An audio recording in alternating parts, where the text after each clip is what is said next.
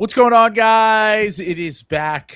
The summer of LeBron continues. We're just going to keep brawning it up. And last summer, we visited the decision. We went back. We revisited the 2010 offseason as part of the Resloppables. Now we will be doing a slop trial for the man himself, lay GM, LeBron James, our first official player GM in NBA history. I think, we've had player coaches in the past. It's true, I would say LeBron is the first unofficial, at least, player GM, I would say. I can't remember anyone before LeBron having any sort of say or power over any moves. Yeah. I don't think, at least, they get, final say. They get, veto power. You know what I'm saying? Like it's kind of a... In our governmental system, we would understand the front office is Congress and a star player as being the president with veto power. And if there's a 2/3 majority, you can get over it. Now, LeBron was the chairman, man. This was Chairman Lamau. Chairman Lamau ran there he put down an iron curtain between quite a few rosters. Absolutely. Who ended up on one side, who was stuck in I've always said him picking I've always said him picking Miami is the great leap forward. We went from more of a historical tragedy, I might argue. I might say. I forgot this is a Patreon episode. That's a joke. That's a joke for all our new viewers that we're getting here. I went back. So to be fair to LeBron, okay, we can't do his whole career because obviously the early stuff when he first got to Cleveland can't be put on LeBron James. I think so. To be fair to LeBron, I think we discussed this a little bit when we did the decision last summer and we revisited it, but it feels like something that I saw on Reddit, which I agree with. You know me, I'm always agreeing with things that I see on Reddit. And one of the people on the NBA subreddit said LeBron had some sort of PTSD from his time with the Cavaliers because that was a franchise that missed on draft picks. That was a franchise that famously let Carlos Boozer walk. It famously did not push in the chips when they had the chance to possibly keep LeBron or at least maximize his remaining time with the team. Going back and looking at those rosters is truly pathetic when you consider that you had the arguable greatest 22-year-old to 26-year-old in NBA history on your team, and you kind of just, didn't really make any sort of meaningful moves during that time period that would have, vaulted you into contention beyond a few small moves, which I'm sure we will talk about. And it felt like around 2007, 2008, LeBron at least started to try to recruit guys to the Cavs. I don't think he had a ton of success. There were plenty of guys that he tried to get to come play with him in Cleveland, and ultimately Cleveland was not a legacy franchise, not a desirable market, and they didn't really have the money to pay anyone outside of one offseason when they had cap space, which I don't know if you remember this offseason. I obviously did not because it was 2000, must have been 2005, maybe it was 2006. They had an offseason where they had a chance to get one of either Larry Hughes or Michael Redd. And who do you think they chose? They chose Larry Hughes. That went horribly wrong. And it was the one opportunity for them to overpay for a guy and acquire someone who could help them potentially become extremely good and a real contender instead of just a team that let LeBron, rack up regular season wins. Can I push back on that, though? Larry Hughes was Jason Tatum's godfather. So that got us the very funny picture of LeBron James with a 9-year-old Jason Tatum. So in some ways, it was more culturally relevant to the moment that they actually signed Larry Hughes instead of Michael Redd. So I've been hearing about Larry Hughes for 30 years because my dad still gets mad at the fact that the Sixers took him in the drafts over Dirk Nowitzki and Paul Pierce. So I feel like I can't escape Larry Hughes and his name. So it was certainly not good for me or Sixers fans in general watching his career. I have a little just like rundown of the Cleveland stint. So after LeBron's rookie year, they let Carlos Boozer walk. Famously, it was a flub, basically. He was going to be a restricted free agent. They made it an unrestricted free agent so they could give him a bunch of money. He ended up bolting because Utah gave him even more money. When asked about it, Carlos Boozer apparently went on the record and said, actually, the reason why I left was because I thought that Cleveland was going to get in trouble for tampering, which you can't tamper with your own players. So I don't really know what he meant by that. What did he mean by that? But he ends up signing a larger contract. Famously, if I remember correctly, I could be getting this wrong. I think his agent was Rob Pelinka. I think we talked about this last summer, which is very funny considering what the relationship with the Lakers and LeBron will become, which we will discuss later in this episode. I'm almost positive it was Rob Pelinka was his agent and told the Cavs, yeah, no, he's going to come back. And then when Utah offered him $70 million, he said, goodbye, I will be signing with them. So he was Carlos Boozer's agent. So you're correct. A very contentious relationship with Rob Pelinka from the beginning of LeBron's career. Like, this was really foreshadowing what would happen, 15 years later with the Lakers, almost 20 years later when you consider the falling out that they had over the last few years. So they drafted Luke Jackson. Remember him? Famous draft bust, Luke Jackson. They took him in the top 10. I do remember Luke Jackson. I'm sorry. I was trying to like find the thing on the Carlos Boozer. Was the why? This was before my time with the salary cap. So an unrestricted free agent could get more money than a restricted free agent. Like, what possible reason could you have for letting your restricted? If I remember correctly, it was the Cavs basically just fucking up. Like there was no reason for them to really do it like that. Like, there was no reason. I mean, now the question becomes, if they had kept him a restricted free agent and the Jazz throw that bag at him, do they even match? Because it was $70 million for Carlos Boozer, who was coming off a good sophomore campaign and made some all-star teams with the Jazz and was LeBron's clear best teammate. But I feel like the Cleveland had a reputation for being a little bit cheap. This was before Dan Gilbert even bought the team, if I remember correctly. Gordon Gund owned the team, if I remember correctly, at the time. So I don't think that the Cavs would have even matched that offer, even if he was a restricted free agent. But the fact that he was an unrestricted free agent, that offer was made and he bolted, obviously made them look really stupid. And that was, once again, the beginning of the end for him in Cleveland. So I found out the details. So it's almost even worse than it seems, where he had a $700,000 team option. Yes, they declined the team option. That was it. To make him a restricted free agent.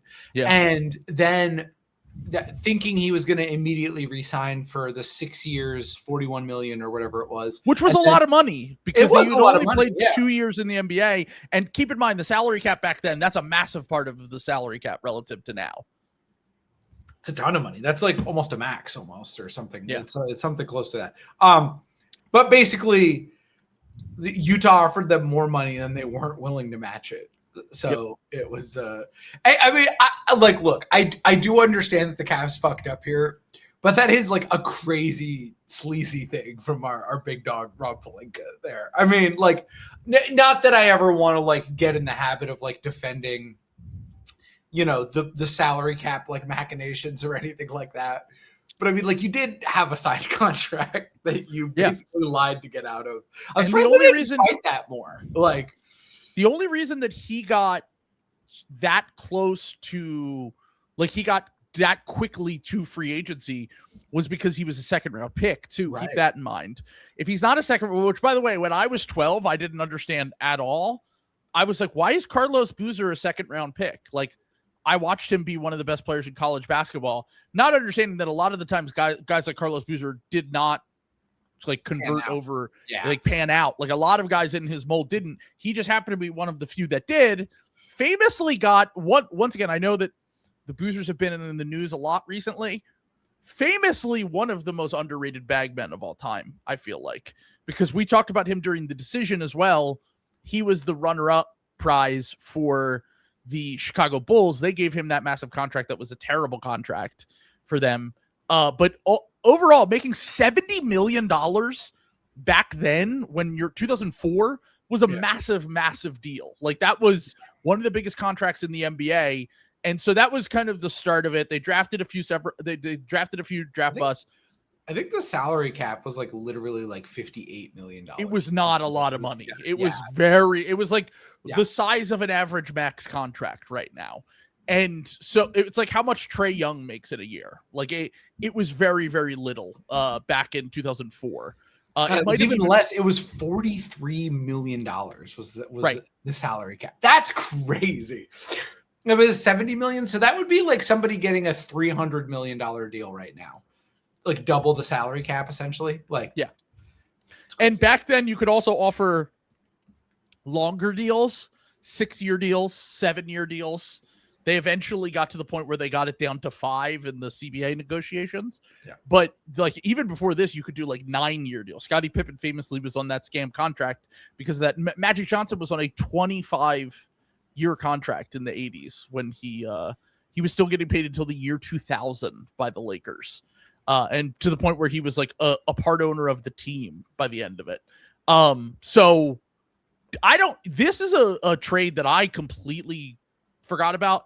Another guy, we drafted this guy. We ended up trading him to the Celtics.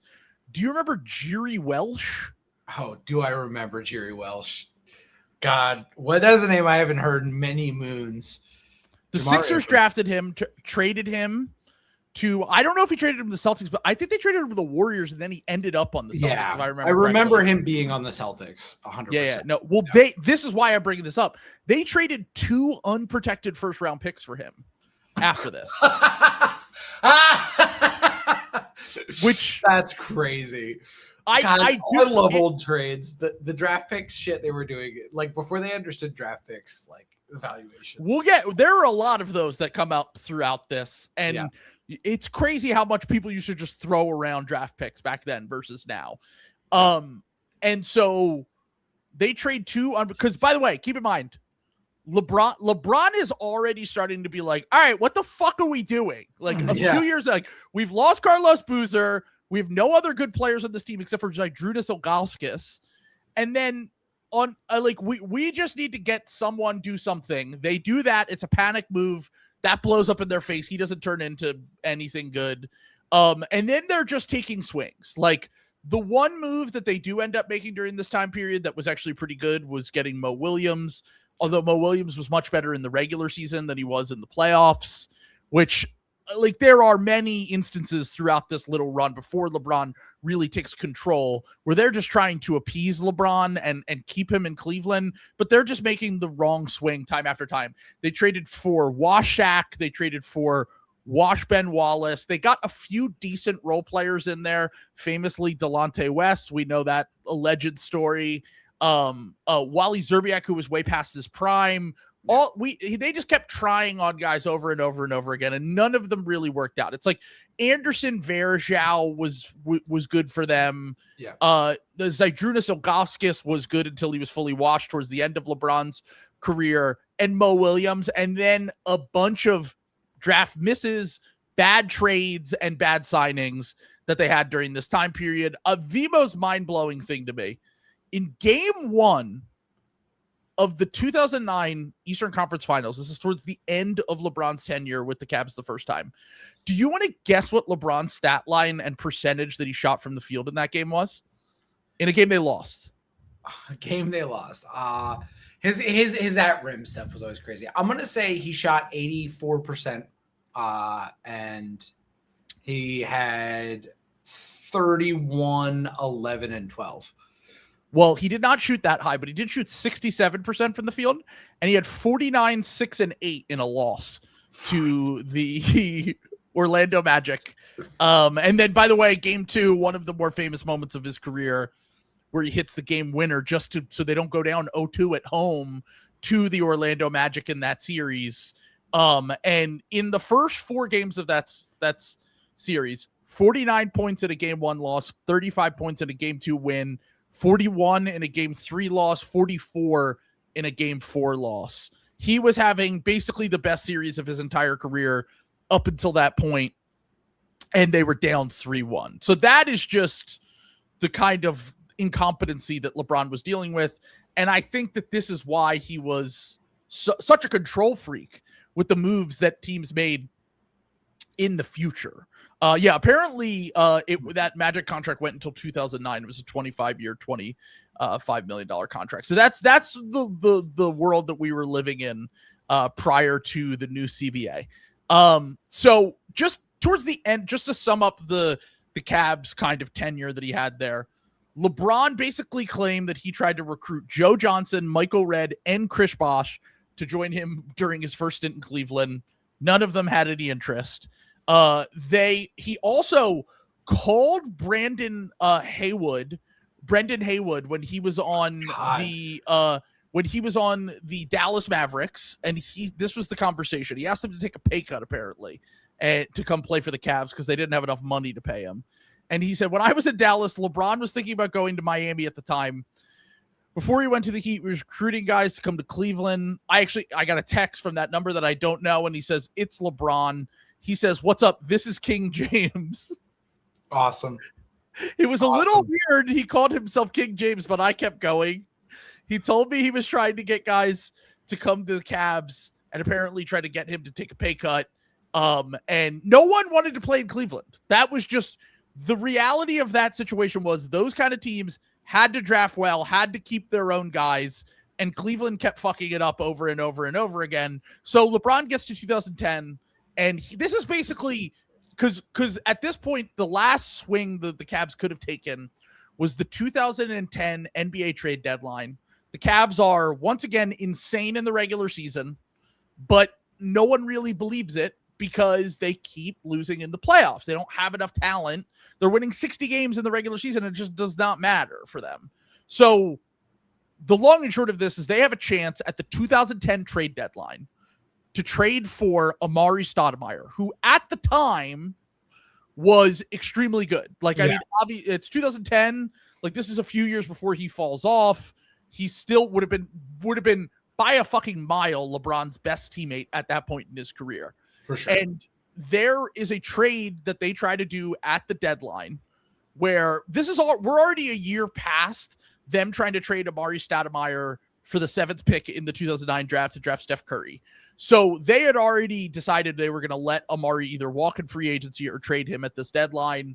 And they end up trying to do the Cavs try to trade for Amari Stoudemire. And the trade was Zydrunas Ilgauskas, who, keep in mind, is washed at that point. And they drew the line at J.J. Hickson. They didn't want to include J.J. Hickson, who was really the only decent draft pick that they had during LeBron's entire tenure when he was there, like after they drafted him. So they were just like, we can't trade J.J. Hickson. He's on his rookie contract. He was a decent hit for us with like the 18th pick of the draft. And instead, they don't try to get Amari. LeBron walks in free agency after the season, and that starts kind of, I would say, the beginning of the Lay GM era. Yeah, I was gonna say we don't. So we think Lay GM completely innocent of all Cleveland charges the first time, like first Cleveland stint. He tried. Yeah, he was not. I mean, I don't really know what he could have done. Maybe not call himself King James when he was talking to Brendan Haywood. Especially because Brendan Haywood said in that interview, like, this guy is younger than me. Like, he's like it's not like now where guys grow up watching LeBron and they're like, not knocked out by his aura. Like, right. He was like, I know he's a great player, but I'm not like this isn't Michael Jordan or Larry Bird or Magic Johnson to me. Like this is just another guy that I play against. And he thought it was really weird. Funny enough, he ends up being on the 2011 Mavs that take down the Heat in the finals after he leaves Cleveland to go to Miami. So I do think he had a lot more involvement after. I actually think, so I went through and I tried to dig through every single guy that ended up on Miami and Cleveland and the Lakers after this, and see if LeBron had any sort of recruitment out there or connection to them. So I wrote down all the guys, and I do think that first off, I think he deserves a little bit of credit for picking Miami in the first place. Like, obviously it seems like a no-brainer, but we talked about it. Like, people were very against the idea that you could leave a franchise, especially when you're from Northeast Ohio. And he got a ton of backlash, but if you look at it, it's not even comparable as a basketball situation to him going there and playing with Wade and Bosh. Yeah. I mean, I think I never really, honestly though, I don't know, maybe I'm coloring this with my own remembrance of this, because I was pretty locked in on the NBA at this point. This was like kind of one of my awakenings to like becoming slop pilled, was like the decision and everything. This was slop ground zero for me. There was a loss of innocence here. The contention, I remember Bill Simmons writing a column about this. This is back when I was a real Bill head. Bill would write. People don't remember this, but if you wanted to get Bill, you had to read. You had to be able to read to consume Bill back in the day. But when his fingers still worked. Yeah, back when he could type. And Bill laid out the cases where he was like, loyalty, you go back to Cleveland, but you know, nobody was really blaming him because that situation was so bad. And everyone agreed that. Everyone said if you wanted to win, you would go to Chicago. Yeah. Because they were like an up-and-coming team. They end up signing Carlos Boozer with that max salary slot, and it goes disastrously. But like, we didn't know Derrick Rose was going to tear his ACL at this point in time. But I still think that would have been probably a pretty good. They probably would have won championships there too, I would say. No, absolutely. But yeah. I think so. Here's the thing. Yeah.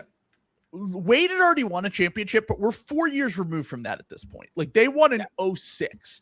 That team was very middling after that. Like, that was that. I've said it before. Like, if Celtics it weren't, beat them the year before, and they were pretty mid. Like, it wasn't. They were mid pretty much every year except for the championship year. They made one other conference final during that whole stretch, and every other, like, they had a 500 season. They had a disaster season where they got the second pick of the draft where they took Michael Beasley. Like, they were not a team that was, I don't even think they were seen as up and coming anymore because they'd already won a championship, but they were so far removed from that. And here's my thing with the Chicago thing. We talked about this a little bit when we did the thing. I think that LeBron, what he saw play out with the Lakers, he would have just always been in Jordan's shadow. And yeah. I feel like that is ultimately a savvy move on his part to go to what might be a, maybe not quite as at the time seen as like the best basketball situation, because we talked about like, there's only one ball, it's three players, it's stars and scrubs, it's all that shit, the unknowable shit that could happen with the rest of the roster. But the fact that LeBron got to go somewhere where, yeah, they won one championship, but they weren't a dynasty. It wasn't KD, going to the team that just almost, won back-to-back championships, won 73 games, and then lost in the finals. It was going to a team that really needed LeBron and building his own legacy. Because if he went to Chicago, there's no way to surpass Jordan. He won 6 championships there. LeBron was never going to go to one team for his whole career. I even think there's an argument that I don't know if LeBron gets enough credit for now. Look, the CBA worked very different back then. But the sign-in trade rules were different. Like, if you wanted to get your full max, 6-year max, like these guys did, they had to force a sign-in trade. And in that, when LeBron went to Miami, he forced them to trade years of draft picks to get him in a sign-in trade, so LeBron could get the max amount of money that he was owed to the Heat when he got there. Him and Chris Bosh both had this happen. Yeah. And actually, funny enough, the Raptors picks ended up being better than the picks that the Cavs got. But I wondered when I read through this, I was like, it's not the smartest move if you want to build out the rest of the roster, because you want those draft picks to make trades to build out the rest of the roster. But they knew they were going to get good vet men guys. They knew they were going to get good MLE guys, and they knew they were going to get ring chasers on that Miami team, because guys want to live in Miami. And also they were going to be the dominant team that could offer real roles to fringe players that they wouldn't get on other good teams. But hold on real quick. I've wondered when I read through this, like, did LeBron always have the, if everything goes well here with Cleveland over the next few years, I could come back and this might give them a little bit of ammo in the future for when I return? Like, I genuinely do think that LeBron had all this shit somewhat mapped out. And I do wonder if a part of the sign and trade with Miami was like, if I come back in a few years, I want these guys to have some assets to build a new good team around me. And I just wonder if that was in the back of his mind when he had them go through with the sign and trade. So I think it was definitely on his mind that was like an option if you could come back, but I don't think it was like a definite thing. I think it was a wait and see thing. I think what made up his mind was that they won the lottery 3 times in 5 years or whatever that was. 4 years. 4 years. Yeah.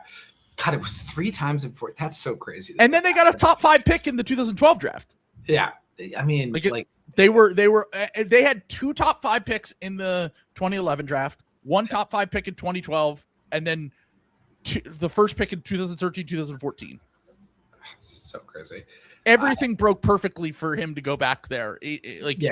And we'll get to that in a little bit. Yeah, I mean that's kind of the bottom line here. I mean, I think what happened with the salary things, I think where LeBron's mindset was, and I think all of those guys were, like, with the exception of Wade, because he was the one kind of hosting them, quote unquote, with like his franchise. I think the reason that happened the way it does is I think that they were kind of I think that was, I don't want to say like necessarily like a labor focused action, but I think it was more about kind of clawing back agency from owners. You know what I'm saying? Like, I think that is LeBron. I remember reading an old article that LeBron, I think it might've been Rich Paul that gave this quote about LeBron being very aware of like what he is. And he felt like he owed it to the rest of the NBA to always be taking the max, to not be taking, I mean, now it's kind of different because I'm very glad he changed his mind. Yeah, he changed his mind, but just from the salary. But I mean, I think you could probably make a reasonable case here that LeBron definitely had an impact on top end NBA guys getting paid. Sure. So much to the point where like too many guys are getting maxes and it's kind of hurting the rest of the NBA, like middle class, and a little bit would be my thing. Like, with not necessarily Shamit. I think Shamit Dua did an article on this, is that I think there's more now than there was before the CBA. Well, now that's because they kind of had to change the rules to kind of get some of that, the stars and scrubs model is gone now. You know what I'm saying? So like, I think I liked Shamit's piece. I thought that was really good, but I think I'm talking about like 6 years ago versus like now. You know what I'm saying? Like, you could also argue that if LeBron doesn't do all of this, there's not that this was intentional at all. Right. And I'm not just glazing LeBron right now, but if LeBron didn't do all this, does the Supermax exist? Because LeBron leaving, it was him and Durant did this. Exactly. And that becoming like a focal point in that CBA where they were like, we want to have an incentive, which ended up backfiring on basically every team that gave it out except for Jokic and the Nuggets. Is there any? It's Jokic and the Nuggets. You have to be a top 12 guy. You have to be a top like 20 guy in NBA history for it to matter. Like, you know what I'm saying? Like, and then everyone was like, teams were like super maxing. Like, honestly, my team I was gonna say, even my team like super maxing Jason Tatum, great player, but like, well, Jaylen Brown was before that. Oh, I get it, but he's not on the team anymore. But I don't think it was the Supermax the first time, right? You know what I'm saying? Like, I think it technically, if I remember correctly, I think it was the Supermax, but he also was on. He didn't get the second max like Tatum did, like the baby max versus like the reason why you guys had to give him like some form of the Supermax basically was that he was on a scam deal. But the point on this is that almost all of those contracts end up hurting the team. John Wall, Bradley Beal, Russell Westbrook, even Chris Paul, who was extremely good, all of those contracts usually end up burning the team eventually. Chris Paul wasn't technically on the Supermax because he had gotten traded. But my point on this is that the large majority of guys that signed the Supermax turned out not to be really have a ton of value for their teams or trade value. I think you could, if you're not conspiracy minded about this, I think you could make the case that the specter of the Supermax is what cut Luka traded. Yeah. I don't know if I believe that, but there's a case to be made about that at least, like I think that would probably be your angle if you don't believe that him and Tatum are in that range of like, what's the alternative? Like I would absolutely just give it to them because like one, you should be able to build up a good enough team around them, even with them on the Supermax for it not to matter all that much. And two, like your alternative is trading him for someone not as good as him. And that's ultimately, those are the kind of guys that are probably just at like the lower end of what a Supermax, the higher end being like Jokic, Giannis, Embiid if he didn't get hurt, but he did get hurt. So that also has to factor in. And then there are the disastrous ones like Bradley Beal, which by the way, we made fun of the Bradley Beal contract the day that it was handed out. Like you can go back and watch our streams from that. I was like, yeah, Bradley Beal getting paid the same amount of money as Nikola Jokic. This is certainly going to age really well. Everyone was saying this at the time. So, it's not hindsight bias. I also want to give everyone a little bit of a salary snapshot here. Okay. So we just talked about how the 2004 salary cap was like $43 million. So it's gone up like, basically like 33% in this 6-year period here. And so now it's the 2010, 2011. It's still $58 million. Yeah. I mean, all of those guys not got that less much than money. 20 million a year, I think. Yeah. Or it was a little bit more than that. I think it was like 24 million for each of them or something like that. I think was the like. Oh, because they had Wade's bird right. So they could go over the cap to keep him. Right. Yeah. And technically with the sign-in trade, it was the reason why they did the sign-in trade was the bird right rules back then was like you can get your full max on a longer term deal, and I think they had player options on the latter years. I think the raises were still in there, so you get higher raises per year with your So and if you did it, and now it just doesn't work like that. Like you have to stay with your own team if you want to get the 5-year super max contract, whatever your full high level max is. Well, if you change teams, it's 4 years straight up. Well, back then they didn't have the Rose Rule at all, So like you just got those guys at a what would have been a 30% max back then, So it ended up being like 90 million. I think who were the guys who were like left over on those? Mario Chalmers, and there was like Michael literally Beasley, who they had to trade. They had to trade. They had to, as I'm saying, I remember watching SportsCenter and them explaining that they would need to dump Michael Beasley to like make the salary work. Yeah. And they got second round 2 years after he was the second pick of the draft. 2 years after 2 years, I think. Yeah, 2 years. 2008 draft. They salaries. He ended up coming back when LeBron was on the team too. Yeah, as a vet men guy. Funny enough.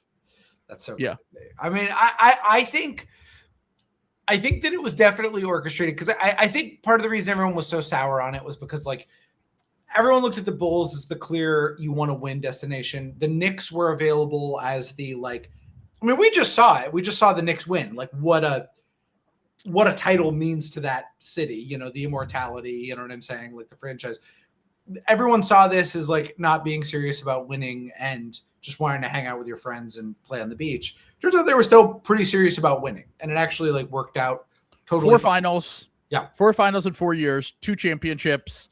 Never lost in the East. Complete control of the East the whole time they were there. Yeah. And outside of 2011, I would say they were not a disappointment at all. Like I think 2011 was the massive disappointment year.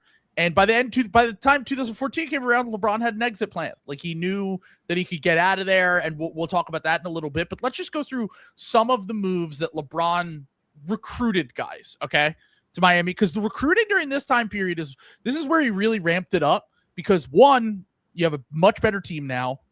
2, I just said you have real roles for these guys on this team because they just needed depth. And 3, you're in Miami. Players want to live in Miami. That's just much easier to recruit there when you're than when you're in Cleveland. So the first guy we discussed a little bit last year on the revisiting of the decision that they signed during this was Mike Miller, who signed a 5-year, $25 million deal. Keep in mind how big the salary cap was back then. That was a lot of money for him. I think it was the full MLE, if I remember correctly, for 5 years. Yeah. And I went back and I looked at that free agency class other than the big guys. Yeah. Because there were a lot of big free agents this offseason, not just those guys plus Boozer. Dirk was a free agent. Paul Pierce, Amari Stoudemire. Yeah. Who else? Who else switched? Carlos? Did we say Boozer? Carlos? Yeah, Boozer. I said Boozer. Brought up Boozer. So there was like 7 all-star level guys that were free agents. I think Paul Millsap was a free agent this offseason too. I can't remember, but either way, if you go back and you look at the 2010 free agents, the large majority of guys that changed teams like via the MLE or non all-star level guys, David Lee and Joe Johnson, by the way. Yeah, there you go. Yeah. And they had no chance to get either of those guys because they already used all of their cap space. So MLE level guys, the only guy that I could find that would have been a better alternative to Mike Miller was a second-year Wes Matthews, who actually got a huge offer sheet from Portland, the same exact contract that Mike Miller got, 5 years, $25 million. Utah chose not to match it. He goes to Portland. He would have been kind of the perfect fit there, but obviously he had only played 1 year in the NBA. They thought, let's get the veteran guy who is going to be a shooter. And Mike Miller obviously was disappointing and did not work out with the Heat. They ended up having to amnesty his contract by year 3. Like, he really only played those first 2 years with the team. But he at least had a moment in the 2012 finals where he hit all these threes in a closing game for them to win their first championship. But obviously that first team, we talked about the problems with that first team with the depth, but that would have always happened. Like, there was no way around that, even from like with LeBron and Wade, and like those guys couldn't do anything about that just because of the salary cap constrictions that they had in year one. Yeah. I mean, I don't know. The only other one that I thought of that was kind of interesting is I'm pretty sure JJ Redick was a restricted free agent at this point in time too. That would have been like kind of an interesting one because he was like a year removed from being like a part of that like finals, that Magic finals team, like the 3-point shooting. And I don't know if he quite affirmed himself as like a Kyle Korver, like level shooter necessarily, but I always thought that because Mike Miller was like broadly like pretty disappointing, I would say, for the Heat. Yeah, I mean, he played 20 minutes a game and then was amnestied by year 3. Like, he had that one decent run for them, but that was basically, if you're giving a guy the full MLE, like, that is disappointing. What elevated that Miami Heat team to the next level was Ray Allen, like, joining the team. Like, that really kind of unlocked them a little bit and kind of made them, I think they were in their perfect, like, star killer form. I think the best version of the Miami Heat team was the 2013 team. Yeah, the 2012, 2013 team. The one that beat the Spurs is, I think, the best it was. Because Battier, I think, unlocked, like, the small ball, the ultimate small ball destiny of the team, but I think that they figured out some of the ancillary pieces a little better by that, like, second Spurs run a little bit. So I had it written down here. So Miller is the first guy he recruits. That's a miss. Yeah. Considering the contract they gave him. Yeah. Zydrunas Ilgauskas was fully washed at that. I forgot that he also got him there. He actually played real minutes as a backup big because they just had no one else. Yeah. And then he retired after that season. It was him and Joel Anthony, I think, was like their starting center. Like, at that was point tough. In time. Yeah. And this was before we would even consider like LeBron at the 4, Chris Bosh at the 5. Like, they figured that out a little bit later, but at this point they just did not even consider that kind of stuff. Did they get Dexter? Was it the next year when they got Dexter Pittman with like the Norris Cole? Like, I know they got Norris Cole. They traded for Norris Cole on draft night. I think that was the following year, but I can't remember if Dexter Pittman was on this team. I just remember all of their bigs, kind of like all their bigs were just such dog shit. Like, Mario Chalmers was kind of like the the punished sin eater Mario Chalmers, but like he was actually like pretty good for them. I feel like a lot of the time, like definitively the fourth best player on that team. If you go back and you look at that first year, like they were really struggling to scrape together NBA talent, even with all of the allure of Miami and the ring chasing and stuff like that. So year 2 is where LeBron starts to really cook with the Heat. Yeah. Recruit Shane Battier. That is like the guy that they were missing, like you just said. He was kind of the 3-and-D guy that the analytics loved, coach's favorite, became like a staple in Miami. Actually ended up working for their front office later. Free agency was delayed till December that year, but they used part of their MLE to get him after when he was a free agent. LeBron was a big part in that recruiting process. So they identified what they needed. They got him, and that kind of took them up to another level. So that same offseason that's 2011. If I remember correct, I think the Grizzlies traded for him at the deadline the year before to like unlock the grit and grind thing. I think he was on the Rockets the year before. Yeah, he was drafted by the Grizzlies, traded for Rudy Gay on draft night. Daryl Morey traded Rudy Gay for Shane Battier. And then years later, he went back to Memphis and then ended up in Miami as a free agent after the season. That's so good. Remember those grit and grind Grizzlies? Did they? Was that the year they beat the? Or was it the next year? There was a year where they beat the Spurs as an 8 seed. So they had I always get them confused because there was a year where, if I remember correctly, there was a year where they won as an 8 seed against the Spurs. And then I think the Spurs beat them as a 7 seed. Yes. So they were a 2 seed. So they went they had split with them in the first round, but the underdog won both series, if I remember correctly. So I always conflate those 2 years in my head. I'm gonna look while you talk. I'm gonna look up what happened which year on that. Yeah. So this is still 2011 going into 2012. We come out of the lockout. They go on to win the championship this upcoming year. The Shane Battier move kind of changed everything for them. Like I said, Mike Miller actually did have somewhat of a role off the bench as a shooter on that team.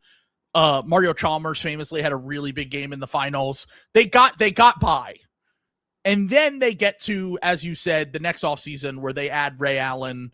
And the Ray Allen thing was so big because the Celtics and the Heat were still somewhat close at this time. Like the Celtics had more injuries, they were older, but the Celtics took them down to the wire in a series, the famous LeBron, lock-in meme that still goes around from that when he just destroyed them in game 6, I believe it was. Yeah. When they were down 3-2 in Boston. So it's not like the Celtics were them losing Ray Allen was significant because it hurt the Celtics and it helped the Heat. Yeah. And Ray Allen went there using it was a 3-year deal using the MLE because that's why they amnestied Mike Miller. And that basically adds another title to LeBron's legacy. They don't win that without Ray Allen hitting that shot. They would say the greatest shot in NBA history, in my opinion. The magnitude of that shot swings so much in terms of the history of the league, and really this Miami thing being a success, winning 50% of the years he was there, going to the finals 4 different times, just a massive shot. And also really the other than Battier, him, obviously Wade and Bron were doing a lot of the recruiting, but a huge W for GM LeBron to get this older version of Ray Allen to go there and be just the shooter and guy that they thought that they could have gotten from someone like Mike Miller.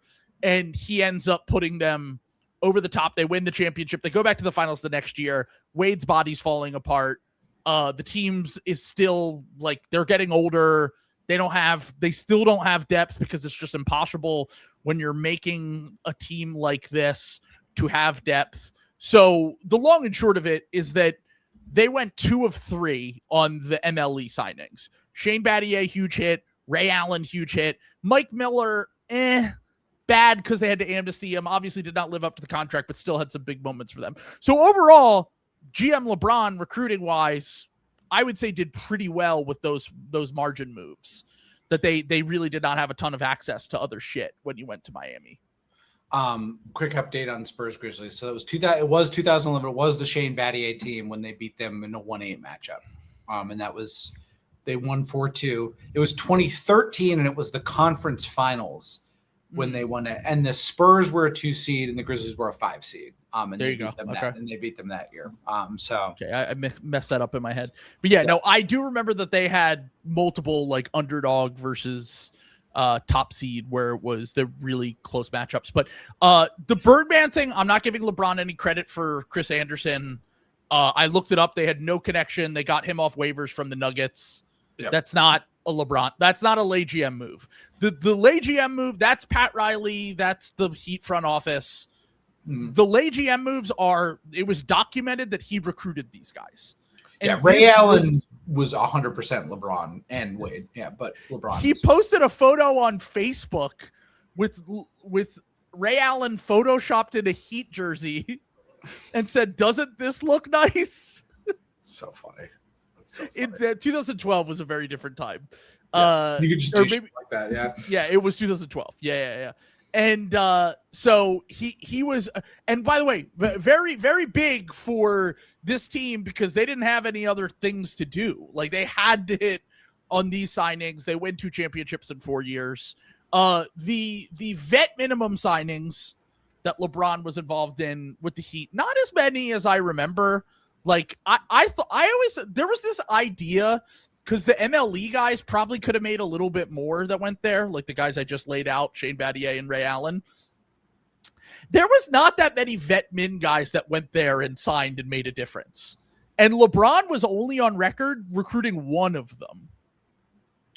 And that was Greg Oden, who he was a part of getting out of retirement, coming back, and he barely played. He never could stay healthy and did not make a difference for this Heat team at all. So I expected to go back and be like, oh, all these vet min guys. And it was like there were guys that they had signed, but they were non-impactful rotation players or they were margin signings from the front office and Spo and Pat Riley. So it was not like, what's his name at the end of his career? Rashard Lewis. Yeah, right. Not impactful for them. Like just a vet min guy that came in with Ray Allen. So the vet min thing, like that didn't really become a thing until later in LeBron's career, recruiting the veteran minimum guys to get there. They paid these guys at least part of the MLE. LeBron's last shot before he left Miami, 2014 draft night. I wondered if we were going to bring this up. That the first big whiff of Lay GM's career, or I would say this is a miss. Yeah, or you could make the argument: was he weakening a team that he was planning on leaving? He knew he was leaving, and he was like, "This guy's too small to work in the NBA." Yeah. So I'm going to have them draft Shabazz Napier, who was the reigning MVP of the tournament. Won the 2014 championship, also was part of the 2011 championship with Kemba Walker when he was a freshman. The Trey Burke before Trey Burke. I mean, was he before Trey Burke? Actually, now that I'm thinking about that. No, he was after actually. Actually, shit. Okay. Well, he would have played before Trey Burke when he was a freshman, but he was a 4-year player. So Trey Burke was the 2 in between years. Trey Burke was 2013 draft, 2012. He played his first year in college, so he would have been the same time as Trey Burke, basically. Guys, if you're a young buck, go watch some Trey Burke Michigan tape. Some electric stuff there. They just saw it. Dare you think of? 2 of my goats. Yeah. So all right. So the Shabazz Napier, they traded for Shabazz Napier in that draft too. They gave up. They gave up like a first, someone who they drafted. I can't remember who. It's unimportant. Yeah. And then they moved up. It was PJ Hairston, and they gave up someone that they drafted in the second round too, if I remember correctly. Okay, you can't really hate on them that much because it's a late first round pick. But the pick in between Shabazz Napier and PJ Hairston was Clint Capella, and the pick after PJ Hairston was Bogdan Bogdanovic. So any of those guys would have worked out. I'm not going to get on them for passing on like Kyle Anderson, who was a little bit later, Nikola Jokic, who everyone missed on, Jeremy Grant, Spencer Dinwiddie, like all of those guys were second round picks. Like I can't really get on them for that, but it is a little bit tough when you thought you were going to keep LeBron and he liked Shabazz Napier. And then there were many NBA players in that range that you could have drafted. And I think LeBron was gone anyway. I don't think that LeBron was staying. The second they won the Wiggins lottery, it was over, I think. Yeah. So I agree. I think that was the last thing that LeBron needed to be like, all right, I'm going back to Cleveland. They've got enough now. Which, by the way, good basketball decision, in my opinion. Yep. I mean, the Heat were running out of steam. Like, yeah, I mean, again, probably not a very prescient time to discuss this, but like Chris Bosh was in the middle of having some health things, and he's talked about this recently about how the pulmonary embolisms have almost killed him. I thought that was later. I thought that was after LeBron left. It was after LeBron. It was after LeBron left, but I'm just saying, like he didn't know, health issues, but he did have like some health issues like prior to that, and I like the blood clots obviously were like career ending, but like. You know, that would have been pretty disastrous for his career if he were around like when that happened, you know, like, sure. You know, like, and they were running out of, I think LeBron understood that if you want to be in the championship every year, there is a definite title window. You've got to push your GMs to open up the title window. And once it's closing, get the fuck out and find a new spot to do that, you know, like, and he's been really good at calling those windows. Like, so this is the thing that I think that we'll discuss a little bit later, because it's like there might have been moves that he wasn't directly involved in, but he might deserve a little bit of blame just because when you have LeBron, you kind of have to be aggressive, because we saw how it went with the Cavs the first time. We saw how it worked out for Miami, and now you have a standard. You have a precedent for that.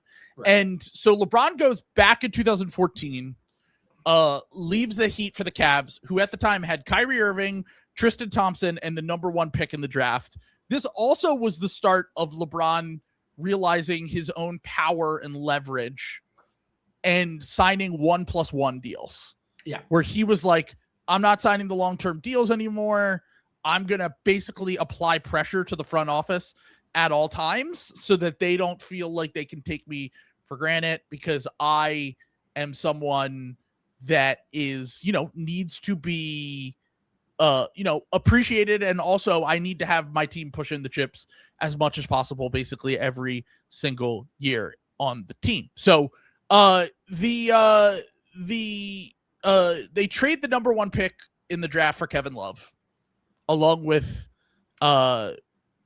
Anthony Bennett, who was a bust. So they draft Andrew Wiggins. They trade him a little bit later. Obviously a smart move. Speeds up the timeline. This is amid a offseason where Kevin Love was heavily tied to the Golden State Warriors and Klay Thompson. That was a big what if in NBA history. If that trade ends up going through, what do they end up doing? Do they end up trading for Klay? Do they end up just keeping Wiggins?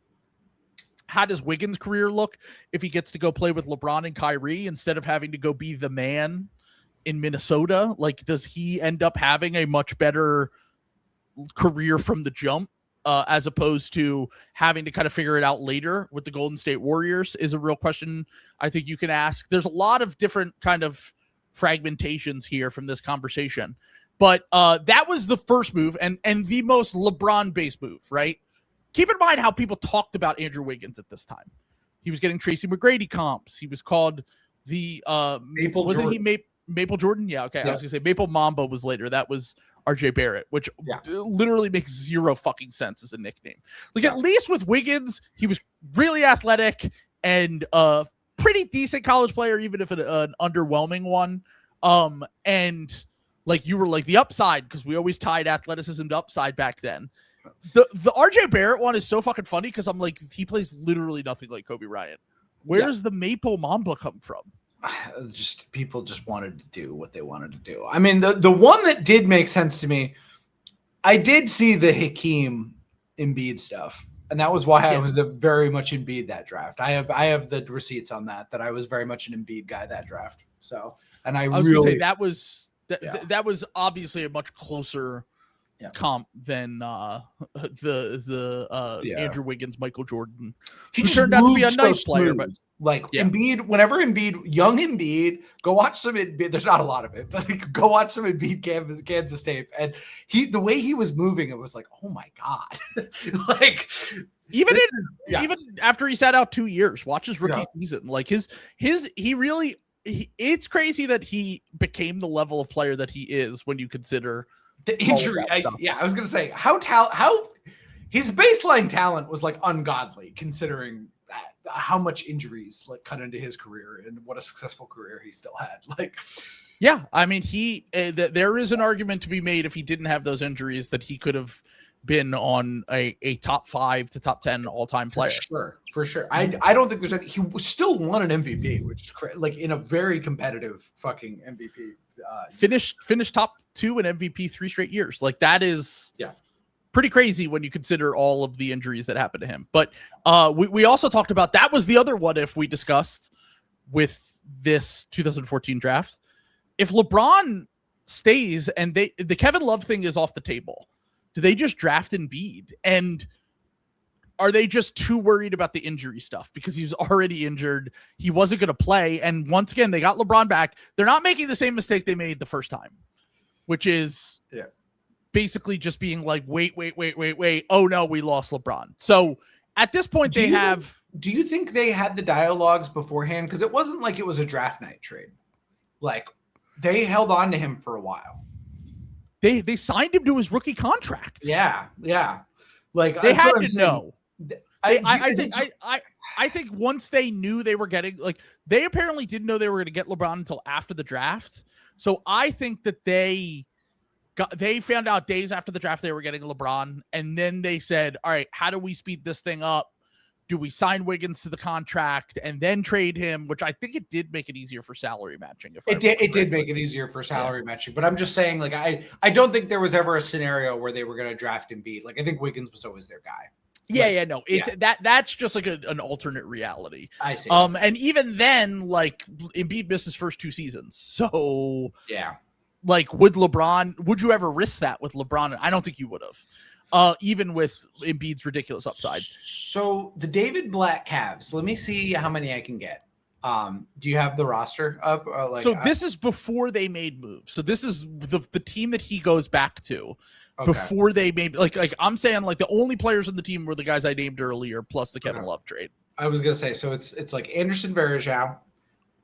It is Tristan Thompson. It is Dion Waiters. It is Kyrie Irving. They've traded for Kevin Love at this point. So you can say 5 there, Kevin Love. 5 there, and then I think I'm trying to remember. Mo Williams came back for a little bit, but I don't think he was back on the team yet. Who was the backup? I believe that is correct. Their backup point guard was I can't remember. I played a big role in the NBA Finals. Boy, I don't know who was it. Matthew Dellavedova. Delly. I forgot about Delly, dude. Fuck. Obviously, yeah. There are several players that they traded for during the season, too, by the way. Kendrick Perkins was on this team, a fringe guy. Only played 17 minutes. Sean Marion was a bench player. I completely memory hold that. I don't remember. Same that here. At all. Yeah. 57 games, 19 minutes a game. What? What? I don't remember that at all. That's crazy. So I think they waived him later in the season. So gotcha. He didn't play for them in the playoffs. So they had all the guys you named, and then they completely remade their roster during the season. James Jones was a fringe rotation player for them, but so here's the first. That's a Miami Heat guy who came with him.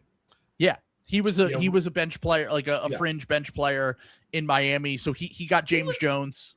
He was a little bit important, I would say, to the Miami teams. James Jones, I would say, like, not load bearing, but he had real playoff moments, I would say. So he played 13 minutes a game in 2012, 6 minutes a game in 2013, 12 minutes a game in 2014, but he did not play a lot of games his last 2 years. It was really just that the first season LeBron was there, and then the second season LeBron was there. He this could be my Boston Celtics bias, because the 2012 Eastern Conference Finals is like one of my like great hatred unlocking experiences, and I think he was kind of money in that series, if I remember correctly. If I remember him that fondly or hatredly. He played 22 minutes a night in 2011 for them, and then never really played again until he was actually in Cleveland. He played more for them in Cleveland post the first year in Miami with LeBron there. So here's the deadline moves they make. I forgot how many deadline moves they made this year. This is absolutely... So here's the thing. It has Lay GM written all over it, but there's no definitive proof that LeBron was behind these moves. David Griffin was running the team at the time, and famously, if I remember correctly, I think the Sixers are hiring David Griffin. LeBron loves David Griffin. That's one of his guys. Like he's been one of the guys that he feels like throughout the years, like he trusts, because David Griffin is aggressive. Like he was aggressive during the time period that LeBron was back with the Cavs. He liked that. So they traded Dion Waiters. This is like low key. I don't know if David Griffin and if LeBron was involved in this gets enough credit for this. They traded Dion Waiters for Iman Shumpert, J.R. Smith, and got a first-round pick.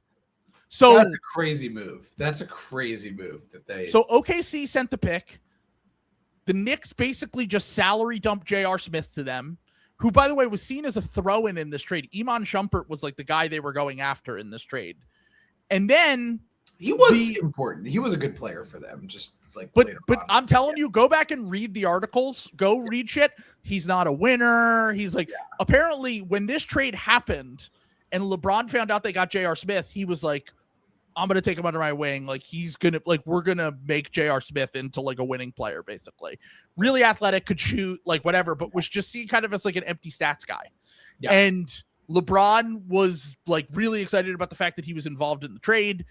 I don't think this was a Lay GM move, because there was no information out there. LeBron approved the move, but there was nothing out there that considered him like a big part of it. The other move at this deadline, I would say, was a little bit more Lay GM pilled, which was they gave up 2 first-round picks and they got Timothy Mozgov because Anderson Varejao got hurt and they needed to they didn't have any other centers. So Tristan Thompson was a 4 at this time, keep in mind. Yeah. So they felt like they had to go get a center. They went out, they got Timothy Mozgov. So with this deadline, they get Iman Shumpert, J.R. Smith, a first-round pick, and Timothy Mozgov, and basically completely remake their team. And they go from like a decent team to like a contender, basically. Yeah.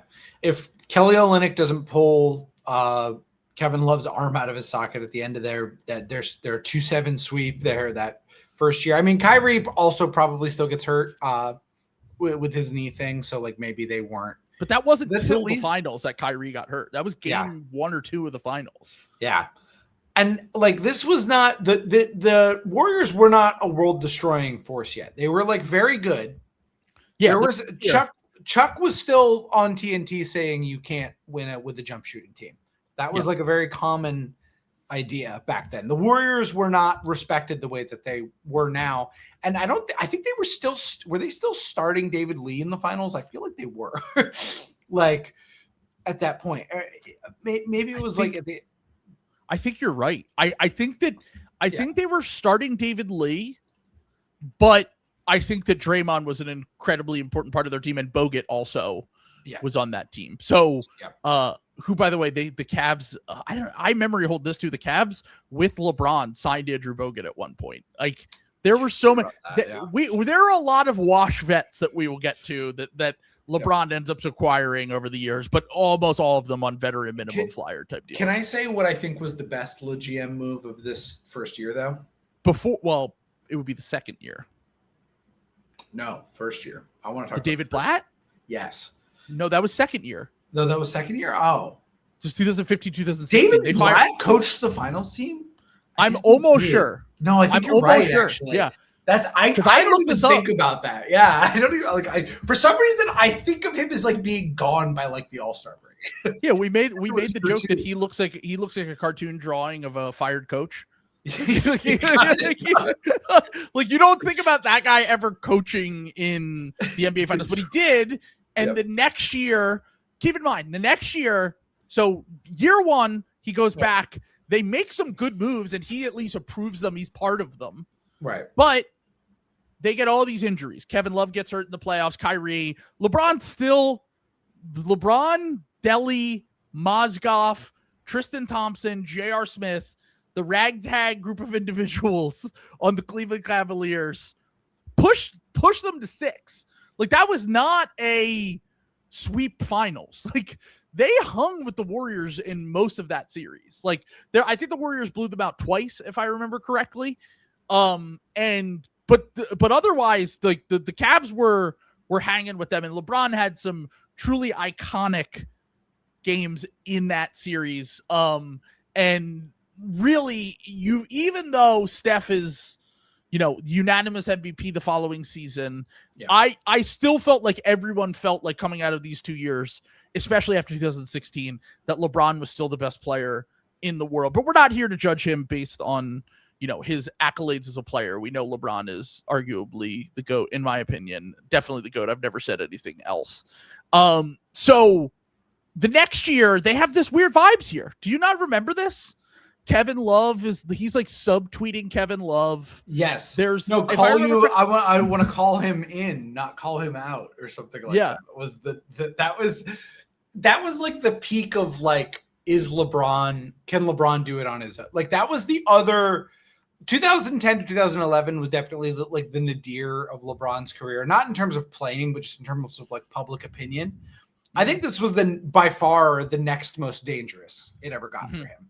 Like, was the second year where because it's like you had the finals last year, as Hijack points out. The Cavs went up 2-1 after losing game 1 in OT, which is crazy. Yeah.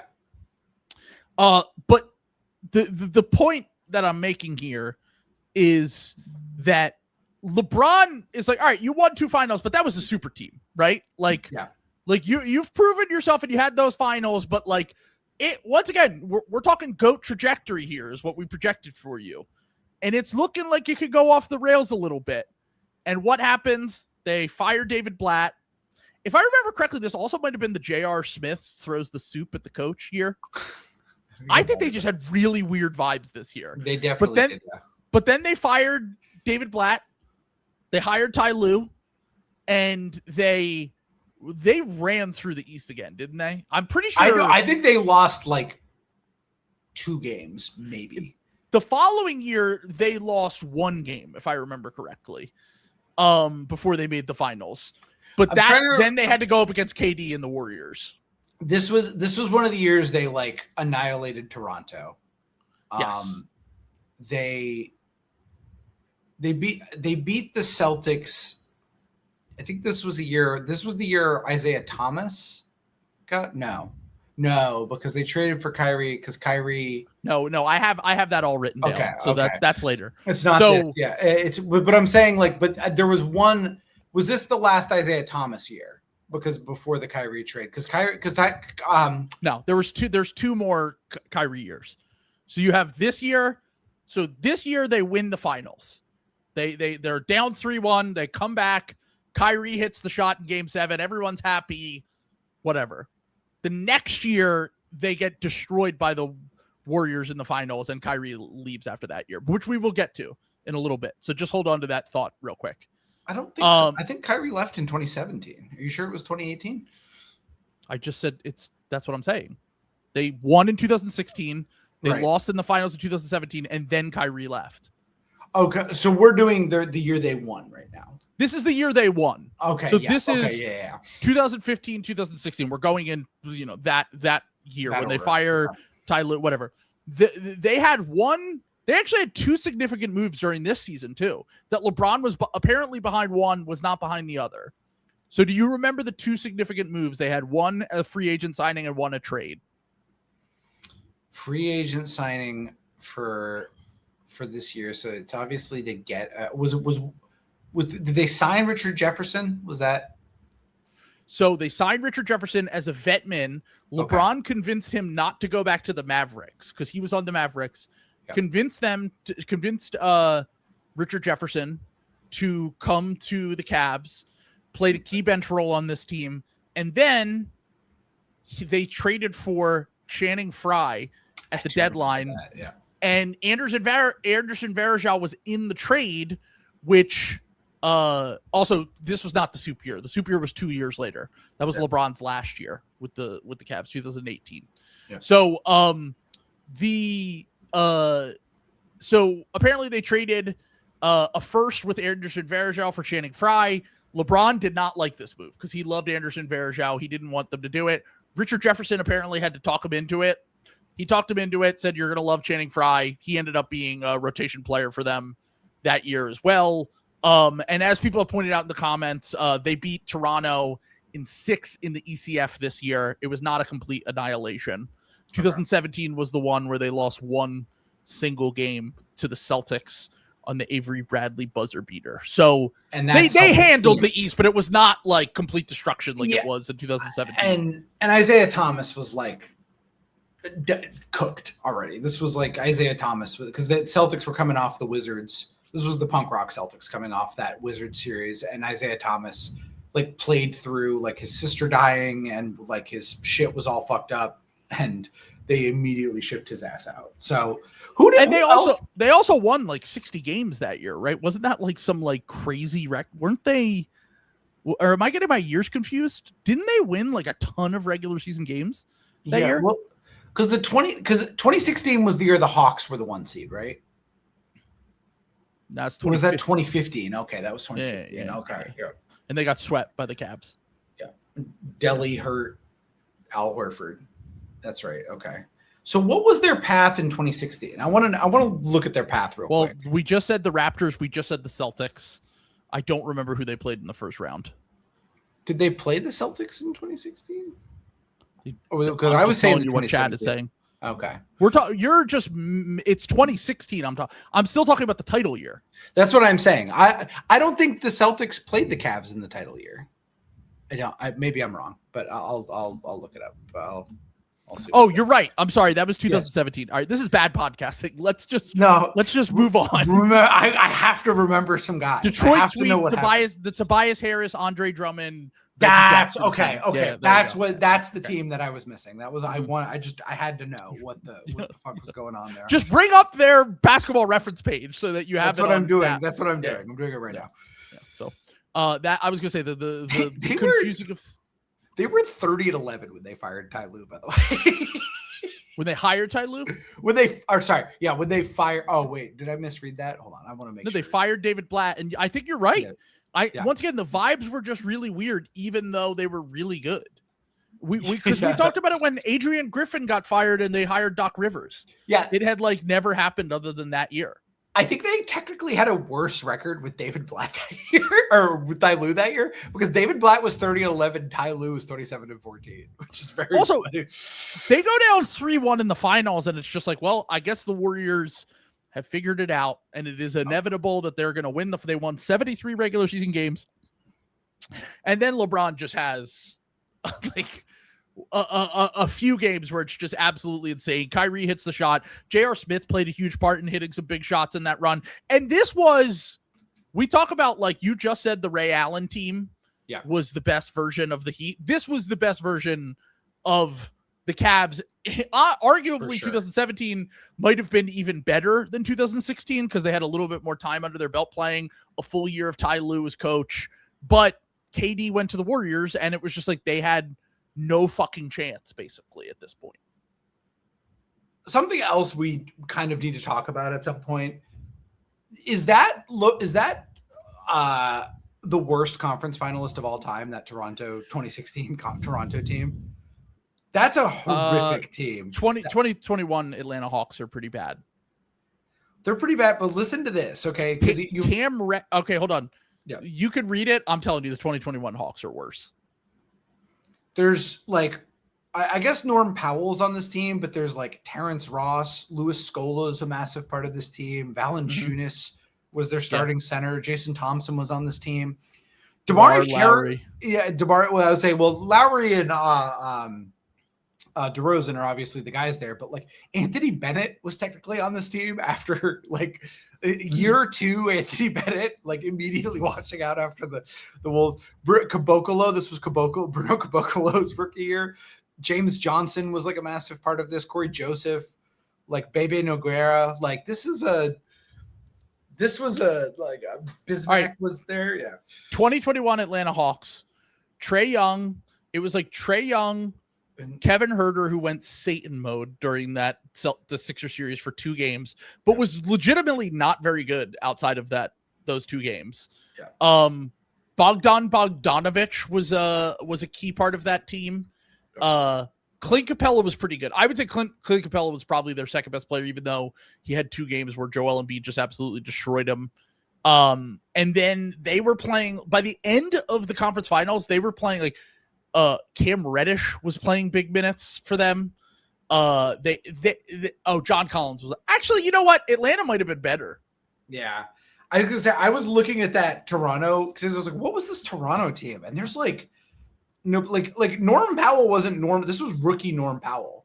I was gonna say Terrence Norm Powell Ross was very young. Yeah, Terrence Ross was like doing a lot of the heavy lifting. Was Jonas Valanciunas third in minutes on that team? Yeah, that's a great question. He had to be for playoff minutes. No, because he got hurt. He was 5th. So it was DeMar Carroll was 3rd. Patrick Patterson, 2-Pat was. Okay, no, yeah, they're worse than the Atlanta Hawks. Yeah, this was Corey Joseph was 7th in minutes. James Johnson, I thought James Johnson was a big part of those teams. He was 11th in minutes. My hero, DeLon Wright, were bottom in minutes. That's crazy. That Toronto team's really. How did they get that good that quick afterwards? Because they won the championship 3 years after this. But they did take 2 games off this Cleveland team too. Like where they just that's crazy. That power of friendship. Were they just like a power of friendship team kind of? Because honestly, they probably shouldn't have even been in the mix there. And keep in mind, DeMar's literally just always shitting it in the playoffs. Like he was like always a massive playoff dropper. Okay, so let's go in 2016, 2017. Not much really happens. He recruited a washed fucking Deron Williams. There was really not anything else that happened during this time period. Like the Warriors got KD, and it was just like, all right, what do we do now? Yeah, like there's nothing that you can do. So they crush their way through the Eastern Conference. They get to the finals. They lose to. We're talking about 2017 now, right? Yes. The Hospital Celtics were down 2-0 to the Hospital Celtics in 2017. In 2017, yes. That went to Game 7. Jeff Green needed to go Satan mode to get them to the finals. That's 2018. Oh, because Jason Tatum. No, I'm sorry. I'm wrong. Yes. Yeah. Sorry. They lost 1 game in the Eastern Conference that whole run. Never mind. Because Jason Tatum was on that team. Yeah. The Hospital Celtics. Okay, never mind. So they lost 1 game. The Warriors swept the West. So they get to the finals. That's oh my God. They lose in 5 games. It's over. Like it was not a competitive series. Like the Warriors were just much better than them. There was nothing they could really do. And I would make the point that we have to remember that about like the fully formed Warriors, because that was essentially the same Cavs team that won the title here before, like basically, right? Like so, and they like killed them. Like I think Warriors fans would probably say, no, this is because Draymond got blah blah blah blah blah. Those teams were on even footing, one way or another. Yes, you can probably quibble or whatever. They like anyone could have won that series in 2016. 2017 was like not. It was a euthanasia. Like that was like, and I remember thinking, oh my God, like the NBA is over until this runs its course. They were 67-15. Yeah. They won the finals in 5 games. They were up 3-0 in that series too, by the way. So the Cavs won Game 4. It was over. Like there was nothing that you could have done during that series. So yeah, that series was over before it began. That season was over before it began. The Warriors swept there where they lost 1 game the entire playoffs. It was the most dominant team since the 01 Lakers. Like, that's the only historical comp up until that point where it was just like, what could you possibly do? So this is where everything goes a little bit crazy and haywire with the Cavs. We don't know what LeBron's going to do. Kyrie. So here is, listen, we know it is debated whether LeBron had any say in what would happen with Kyrie or not. Because at this point, they've won a championship. They've been to 3 finals. LeBron has now been to 7 straight NBA finals at this point. Yeah. And Kyrie is really the only guy on the roster that they could like make an quote unquote upgrade with, because the rest of the roster, unless you're trading like Kevin Love with draft picks, like you're really not getting anyone that is like a significant difference maker. And the rumored trade, there were a few rumored trades out there.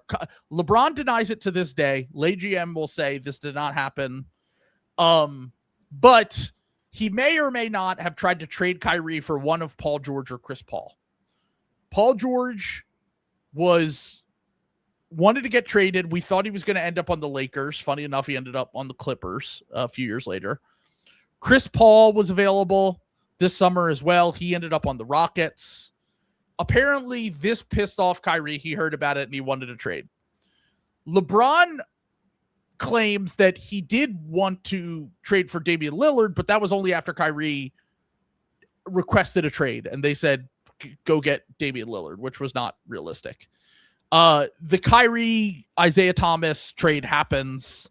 But before that, there was a rumored deal. Jason Lloyd of The Athletic reported that the Cavs were close to shipping Kyrie Irving to the desert in a 3-team trade with the Indiana Pacers that would have sent Paul George and Eric Bledsoe to Cleveland. Keep in mind, Paul George only had 1 year left on this deal.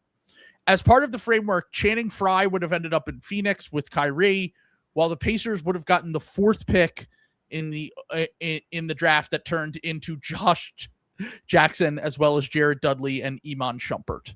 So a few things there. One, wrinkle that could have changed NBA history if Paul George ends up on the Cavs for multiple reasons. One, the Tyrese Halliburton trade, because they ended up getting Sabonis for him.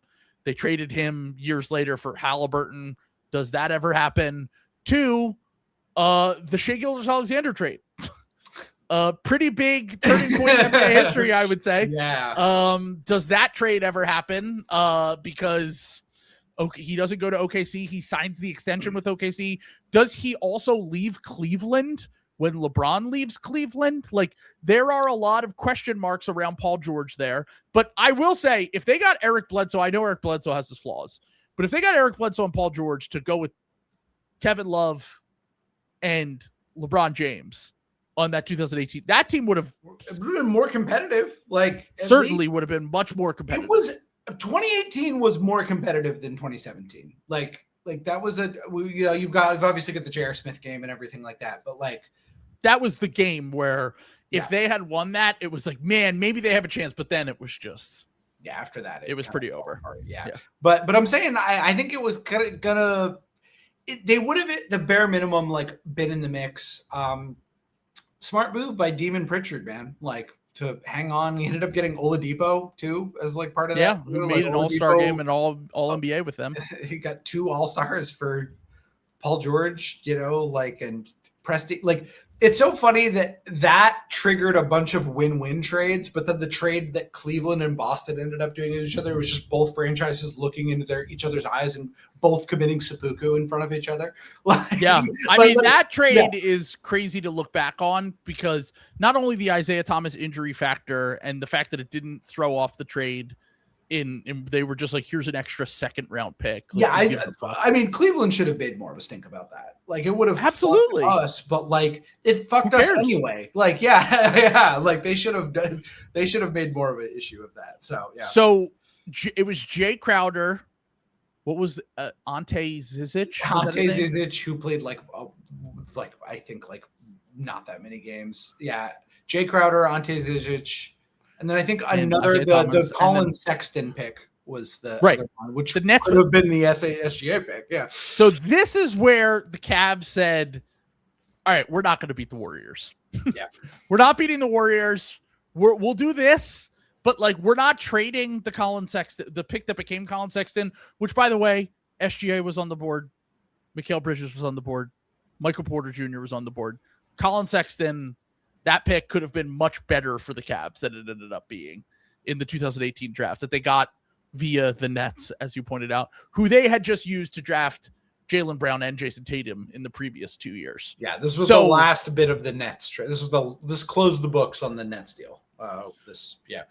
So, the thing that I'm getting at here is that they end up going like, we're not going to make a bunch of win now moves. Like they did at the deadline, which we'll get into, but not anything that is significant enough to really like, they weren't trading for Paul George. They weren't trading for Chris Paul. They were like, we're just not going to be good enough to beat the Warriors. And we'll see what we can do with LeBron during this last year. And if he gives us, okay, I'll sign an extension. All right, maybe we'll make these moves, but not if LeBron is saying I might leave, because there were whispers he could leave after the season once again. Yeah. I think it's a on the short list for contenders for biggest lose-lose trade in NBA history, because other lose-lose trades are kind of like peripheral. This was two teams kind of pulling out massive parts of their. These are two teams that kind of fashioned themselves as contenders that had just played in the conference finals literally the year before. And the Cavs were able to weather it better because they fucking still had LeBron James, but then they just immediately lost him because they were clearly on a downward trajectory. So this was essentially two franchises committing franchise like suicide in front of each other. Like now, if Gordon Hayward doesn't immediately explode his ankle the next year, like, does that matter? And you don't, if Lay GM bringing in Dwayne Wade gives us one of the great gifts of all time for that. For content purposes, Lay GM gave us a lot, to be honest. Yeah. That's what I was going to say. This was just an Unk Squad mess. Recruited, washed Dwayne Wade, washed Derrick Rose, signed Kyle Korver, who actually had some moments for them, but like the majority of the moves this offseason were pretty bad. Honestly, the best move was probably Jeff Green. Yeah, definitely. He was massive for them. Like, he had some moments in the playoffs. He won the finals for them, or the Eastern Conference Finals, I mean. Yeah, no. So Jeff Green, and by the way, Jeff Green was like the ultimate journeyman at this point. Yeah. So, and LeBron apparently had a lot to do with all these signings. I think they kind of just went to LeBron and they're like, sure, you can get your friends. Like, we're not doing we traded Kyrie. We fucked this up. Isaiah Thomas can't play for us. Like, sorry. Go ahead. Get your friends. Yeah. Get your buddies. At the next deadline, they trade in a very funny trade, because it's very rare that you see these kind of trades where a player gets traded. Like, for example, they traded Jay Crowder. They traded Isaiah Thomas. They traded basically the whole Kyrie Irving trade package at the deadline, except for the Nets pick, which was the last thing. Like, they knew LeBron could leave and they were not giving up that pick. I think Dan Gilbert was like, we're not trading that pick.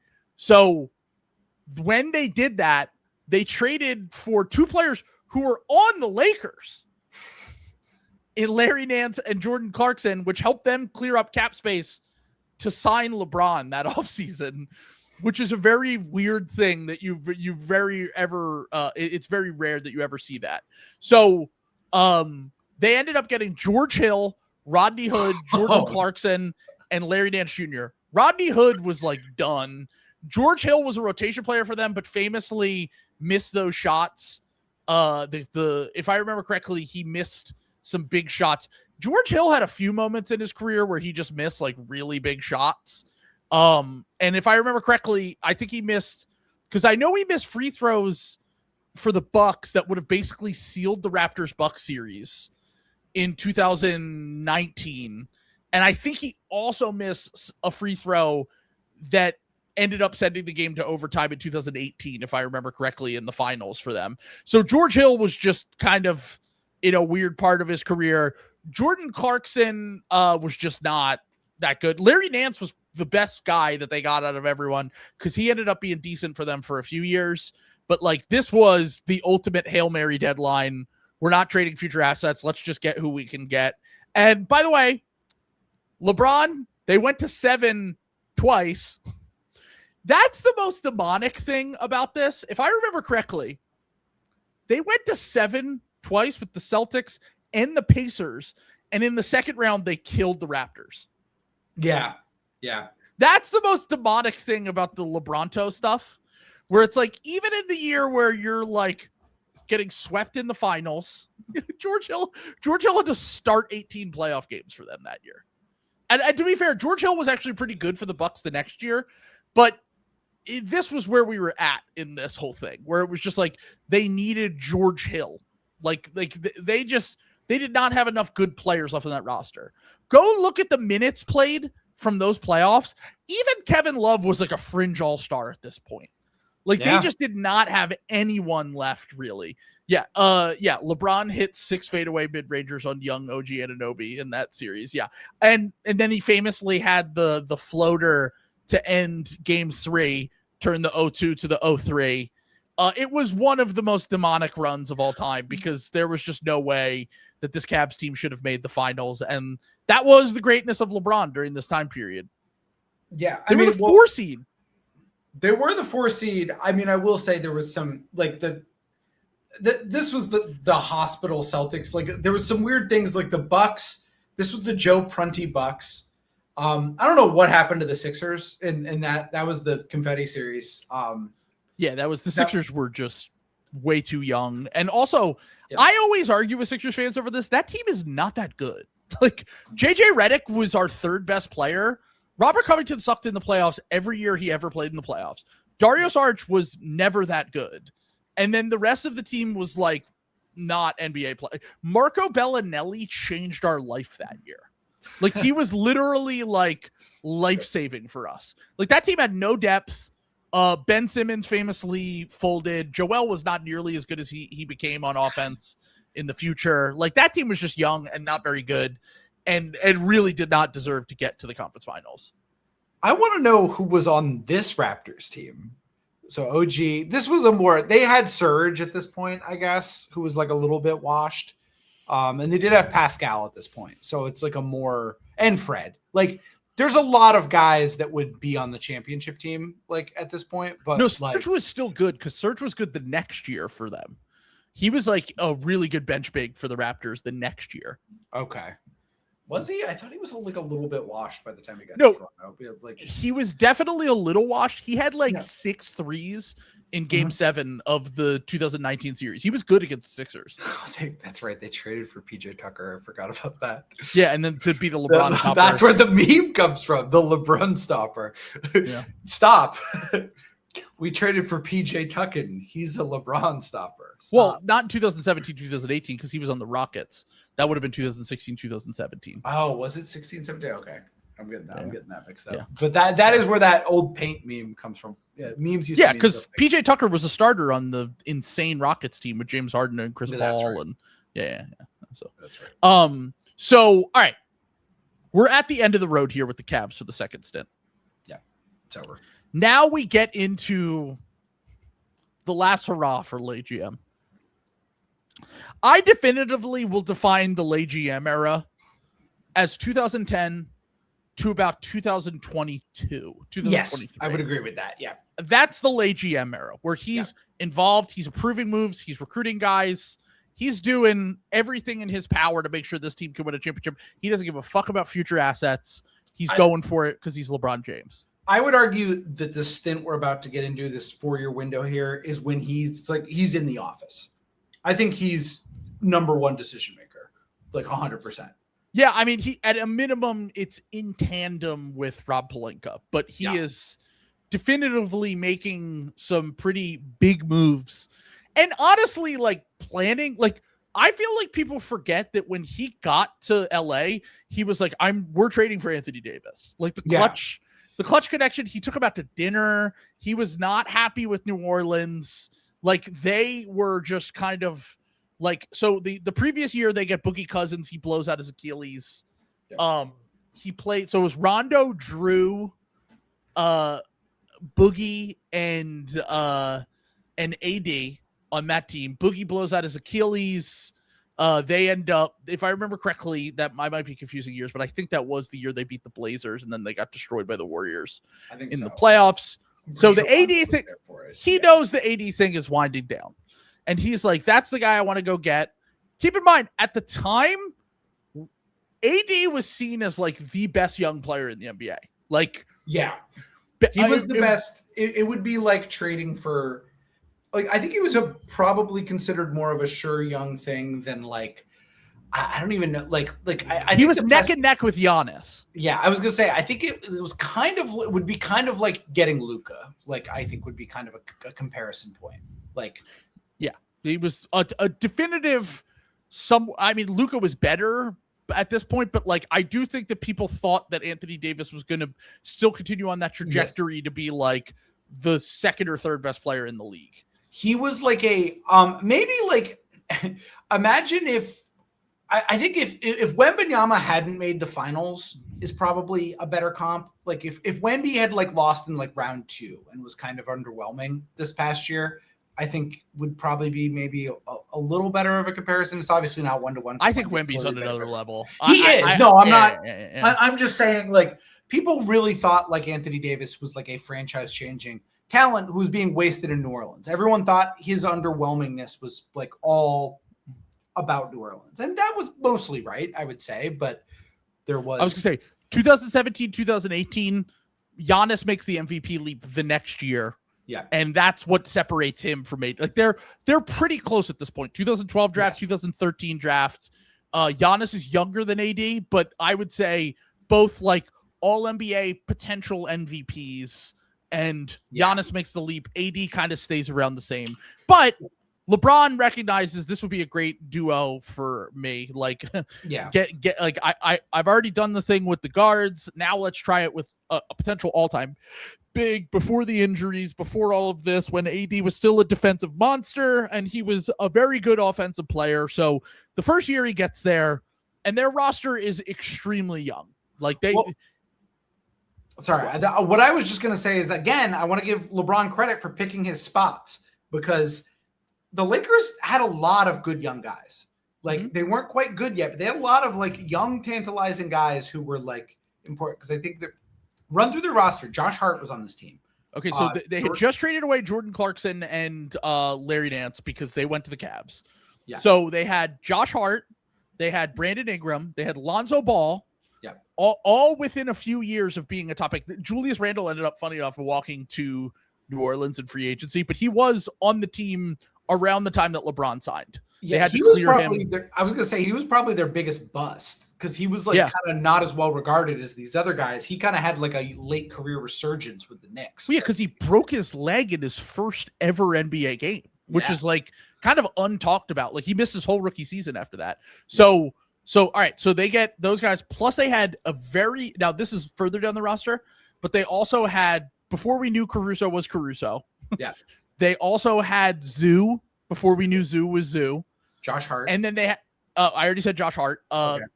Kyle Kuzma, who was still seen as like that was the year before he had his rookie year. He was older, but people thought very highly of Kyle Kuzma at the time. So they had all these young players to go make a trade, basically.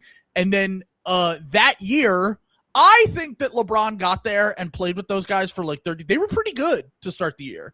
And then I think LeBron was like, this team isn't good enough. I'm faking an injury and I'm shutting it down because I want to maximize our draft pick so that we can trade it for Anthony Davis. And what happened is they tanked down the stretch of the season. LeBron has an injury and they get the 10 seed and they jump up to the 4th pick in the draft. And then they end up trading Josh Hart, Lonzo Ball, Brandon Ingram, the 4th pick, and 2 extra firsts for Anthony Davis. And by the way, in between this, the guys that he recruited, these were the 3 guys he recruited his first summer with the Lakers.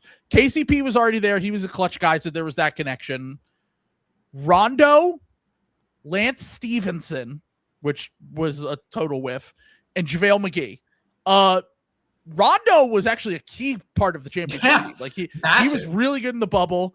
JaVale McGee was the backup center, if I remember correctly, because I think Dwight Howard started. AD was at the 4. Yeah. And So those two of the smaller salary guys, pretty decent to hit on 2 of 3, and then got his guy in AD the following summer. Can I say something now that we're removed from this? I think people sometimes forget he was expiring. They traded for him in season on his last year when they could have just, because that was the whole leverage they had over New Orleans, was they could just like fucking sign him. And they traded him to like get him in the door. That like off. Do you not remember this? He had 1 year left on his deal. Yeah. He had 1 year left on his deal. Like, but they could have just signed him, and instead they gave up all of these guys. Yeah, but you have LeBron.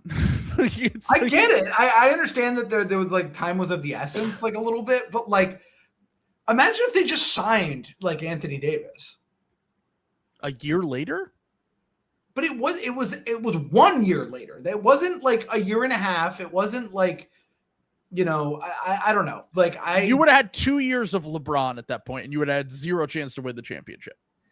I mean, 2 years of what do you mean zero chance to win the championship the year coming up, right? Like, but I don't know. Because at that point, LeBron's already on the Lakers for a year. Right. Yep, he's been on the Lakers. Yeah. So you're punting on the first 2 years you have LeBron on the Lakers, is my point. I think because they won the championship and Brian Windhorst winning the championship means you never having to apologize. That isn't examined enough. As I think that might have cost the Lakers like genuinely like multiple championships, like doing that. Like if they had been like we could have never known that we could have never known that LeBron would be as good as he is. Yeah, later on, sure. Yes. And then also the Anthony Davis injury stuff started to pile up literally the year after they won the championship. So like there's a risk there for sure for waiting. Like I think the reason why they were so aggressive, because they viewed it as like LeBron's only got 2 years left to be in this guy. They didn't think it was like 5 years left. Like they probably viewed it as like, let's maximize these years, which by the way, there's a chance if COVID doesn't happen, they win back-to-back championships. Like there's a world where COVID doesn't happen and they win in 2020. And then they have a full rested off season, and 2021, they come back and they have just as good of a shot in 2021. Like, I don't think that's out of the question. I would go the opposite way, and I would say a massive part of them winning in the bubble years, everybody. I just disagree with that. I think they were clearly the best team. They were clearly the best team, but Anthony Davis was also hurt. I'm just saying the timing was different. Like, he was not hurt. We've gone over this before. That is not a thing. He played in the last game before the COVID shutdown.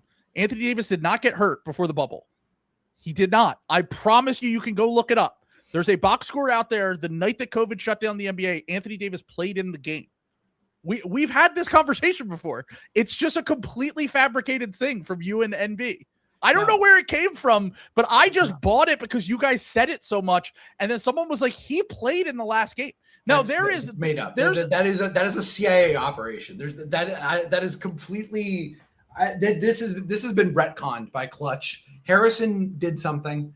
I know it was Harrison's fault that this happened. Like the Clutch. This is an untold rewriting of history. Anthony Davis was hurt. I remember this.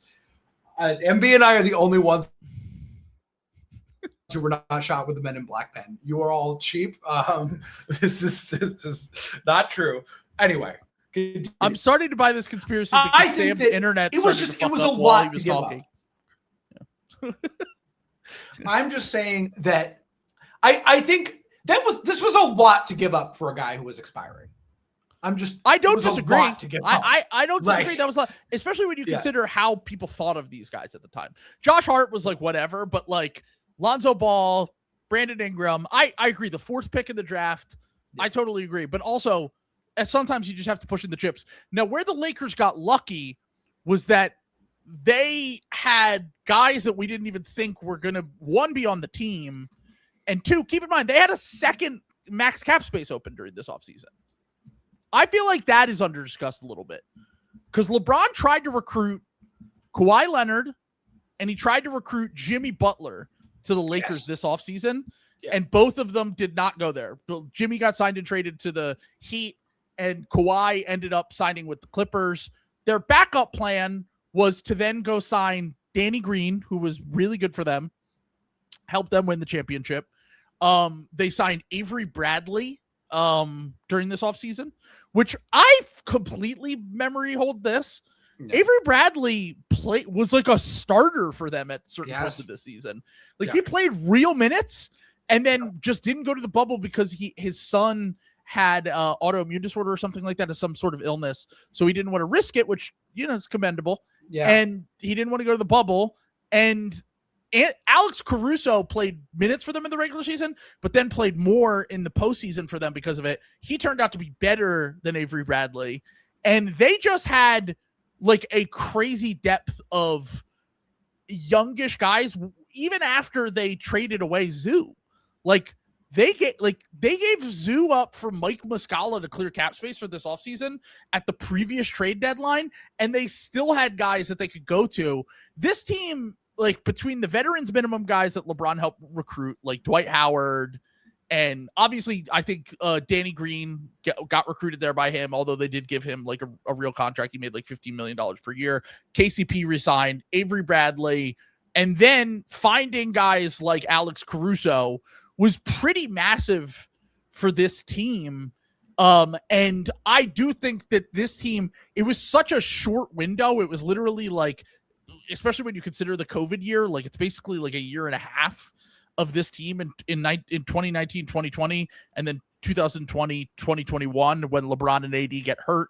They don't really have an offseason, but this team was really fucking good. And LeBron recruited like at least half of the team, if not the other guy. The one whiff he did have this offseason was he recruited Boogie Cousins, who was just not good anymore and got hurt. And then they ended up buying him out. They waived Boogie Cousins. They used his, or maybe he was on the team, but they used a disabled player exception to get Markieff Morris on a buyout, and LeBron recruited him too. And he ended up being pretty important for them in the bubble as well. So I do think that LeBron should get a lot of credit for putting this team together. Like 80% of this team is LeBron. Like, there's very few guys that are on this team without LeBron. Yeah, I would say that. I would say that's definitely part of it. I would go back and just say the most suspect thing is I think he got a little too trigger happy killing the younglings to get AD in the door. But again, they did win the title. So what can you really, it's you can't really bicker with that too much. Everything started to go downhill immediately after this. This is where it's right after the title is where everything just kind of like they started signing guys like Wash Carmelo Anthony. They're doing they brought back Rondo again after he left, and he had nothing left in the tank. I think they brought in, was this year they brought in Schroeder? He played really well, and then By the way, a brutal screen cap of what this trade was. The trade was Danny Green and Jaden McDaniels for Dennis Schroeder, because the pick that they traded to OKC then got flipped to Minnesota because the OKC traded up to get Poku. And Minnesota got Jaden McDaniels, who, by the way, Jaden McDaniels had a really weird year at Washington. Was a late first round pick, complete tools bet, the rare tools bet that like actually works out. Yeah. So you can't shit on the Lakers and OKC too much for that. But the one thing that I talked about this with Harrison on the podcast years ago. The one thing that I always think of when I think of this, LeBron got done this year and he said, I need help. I just gassed myself out carrying this team because LeBron's really, other than Rondo, LeBron's really the only creator on the 2020 Lakers. Like, there's not a lot of like AD's basically just like the best version of a play finisher. All of these other guys, KCP, Danny Green, they're all just like catch and shoot demons, defensive guys. Dwight Howard's play finishing big, whatever. They had one. Taylor Horton-Tucker was ready to rookie Taylor Horton-Tucker, who I believe was on a two-way his rookie year. Yeah. But the thing that I was going to say was that basically LeBron got it in his head, I need help with creation. Like, I don't want it's going to kill my body if I have to do this for a full year.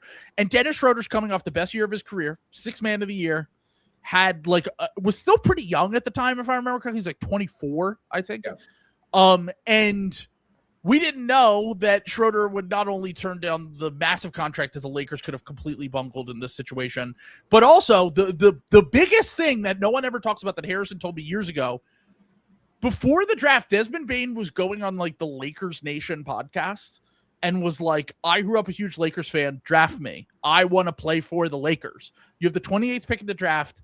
I want to get drafted by the Lakers. I want to play with LeBron and AD. And if they just draft him, they keep Danny Green, that literally changes everything. Yeah. Because it's like, there's your secondary creator. Like, Desmond Bane isn't like a point guard, but he's a capable enough ball handler, a really good shooter. Came in good. Go back and look at it. He came in good. Was good. Yeah. Instantly was good in the NBA. Yeah. And could have helped them the next year. That team still had Caruso hanging around, KCP hanging around. Like, that would have been a really good team. And so the long and short of this is they do the Schroeder thing. Schroeder walks within a year. He leaves in free agency after turning down that massive contract extension, which was a all-time fumble. I was going to say, well, speaking of good Lakers luck, they're so lucky he turned that down. Yeah, I mean, that could have ruined. Like, they might have had to. They might have had to trade AD and LeBron before they even had a chance to get Luka. Like that would have been one of the worst contracts ever. I think the only way you argue that's not is that they still have, that makes it so they're able to do the Russell Westbrook trade, which is more damaging. So that's the thing. This next year does not go as planned. They lose Schroeder, and LeBron is still like, I need another creator. And keep in mind, Russell Westbrook has already been traded once on his Supermax to Washington. He's been there for 1 year. And there was another thing that happened during this time period because all the other things were kind of minor. Like, they signed Montrezl Harrell from the Clippers. You recruited him. Who cares? Whatever. Like, he's involved in the Russell Westbrook trade. The two other things that happened in this 2021 offseason. One, they tried to get DeMar in a sign and trade, which I don't think DeMar would have fit with them at all, but certainly would have been better than giving up what they gave up to get Russell Westbrook and paying him the Supermax. And then two, LeBron again tried to call up Damian Lillard and be like, hey, dude, like, sure you want to stay in Portland? And he was like, yeah, I want to stay in Portland. He stays there for 2 more years and then gets traded later to the Bucks.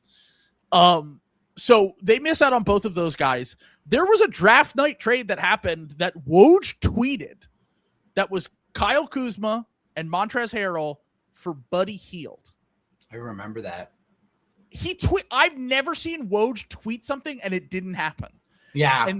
And we found out that, like, they were like, no, we're going to go with the Westbrook trade instead, which was KCP, Kuzma, Montrezl Harrell, and their first round pick in that draft, the 22nd pick, which, by the way, was Isaiah Jackson, who that didn't end up hurting them that much. They flipped it to the Pacers, whatever.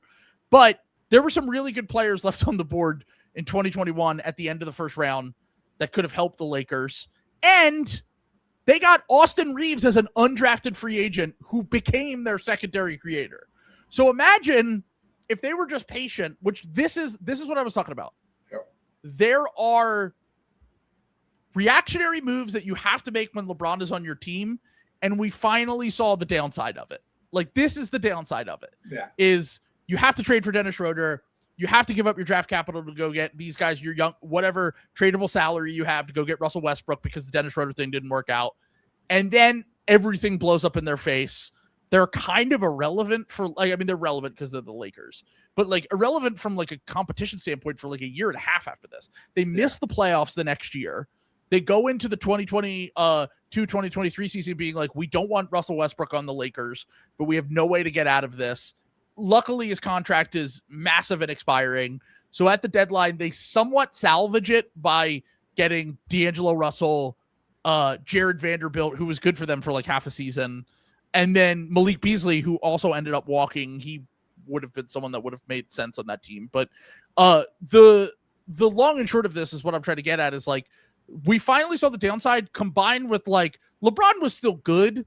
LeBron was more injured. He was not a top 3 player in the NBA anymore. He was more like a top 7 player in the NBA, top 10 player in the NBA. And so you're losing depth. You let Alex Caruso, to be fair, there's public documented stuff that he did not want to lose Alex Caruso. He loved Alex Caruso and was like, keep in mind, I'm just going to say with LeBron's track record, do you think he's going to keep Talen Horton-Tucker or Alex Caruso? I know he was hyping up Talen Horton-Tucker and shit, but like LeBron loves to just juice those guys up and then trade them. So I think that he would have kept Alex Caruso over Taylor Horton Tucker. I think that was the front office. And by the way, they could have just paid Alex Caruso and kept him. That is another thing that they didn't want to go into the luxury tax. I'm like, you have LeBron and AD on your team. You just won a championship. You're the Los Angeles Lakers. You're the Los Angeles Lakers. I mean, this is why the team isn't owned You're by printing the money anymore. Yeah, because they don't. They were too small time for. Once the good doctor was gone, they're infighting. They're real life Succession, like truly. Straight up, like they're a good thing. They were wealthy, Dad was in the right place in the right time, but also kind of understood about like taking care of the players and like built this mystique. And they just, I blame the brothers more than Jeannie. It seems like Jeannie at least kind of knew a little bit more what she was doing than the brothers. The brothers were good at scouting. They had the one brother was really good with like the scouting department for those years. Okay. He was the head of the scouting department. They drafted really well. I remember the one brother was kind of in the driver's seat for Luol Deng and Mozgov that offseason. They had some bad cap space plans for sure. Yeah. So no, but I think Ramona Sheehan. God, carrying water for Jeannie for girl boss. Let me just say, Miss Bus. I know you're Mrs. Moore now. If Jay Moore is ever rude to you, I'm just like, come correct. Like Jay Moore would never be rude to anyone. We've never heard any stories about Jay Moore. Yeah, we've never heard us to believe that he would never be an awful guy all the time. Anyway, Jeannie, you deserve better. Happy International Women's Day. I would I agree 100%. Possibly speaking of creating great content, one of the great moments of Lay GM's career. Happy International. He's been so good at say what you will about LeBron. Like even if it's all like calculated, he's still a fucking meme machine. I mean, like think about how many the smiling through it all. Can't believe this is my life. The lying constantly meme about the Kobe 81-point game, reading the book. Yeah, that's what I was gonna say. That's a classic one. The even the ones on the court, the J.R. Smith one. Yes, Taco Tuesday. Looking down before you shoot the three meme, one of my favorites. The looking over his eyes during the Celtics series is like the lock-in, like that's like the defining lock-in gift to me. Do you remember the Drummond Sun series gif in 2021? Oh yeah, LeBron is backing down to the Drummond suit. Honestly, that might have to be my new profile picture, only because I have Andre Drummond as a Sixer as my profile picture still, but that combines my two goats in one. Yeah, those are your goats. Yeah, one LeBron and Drummond. 1 and 2. That's a really good one. That's a really good one. yeah. So all right.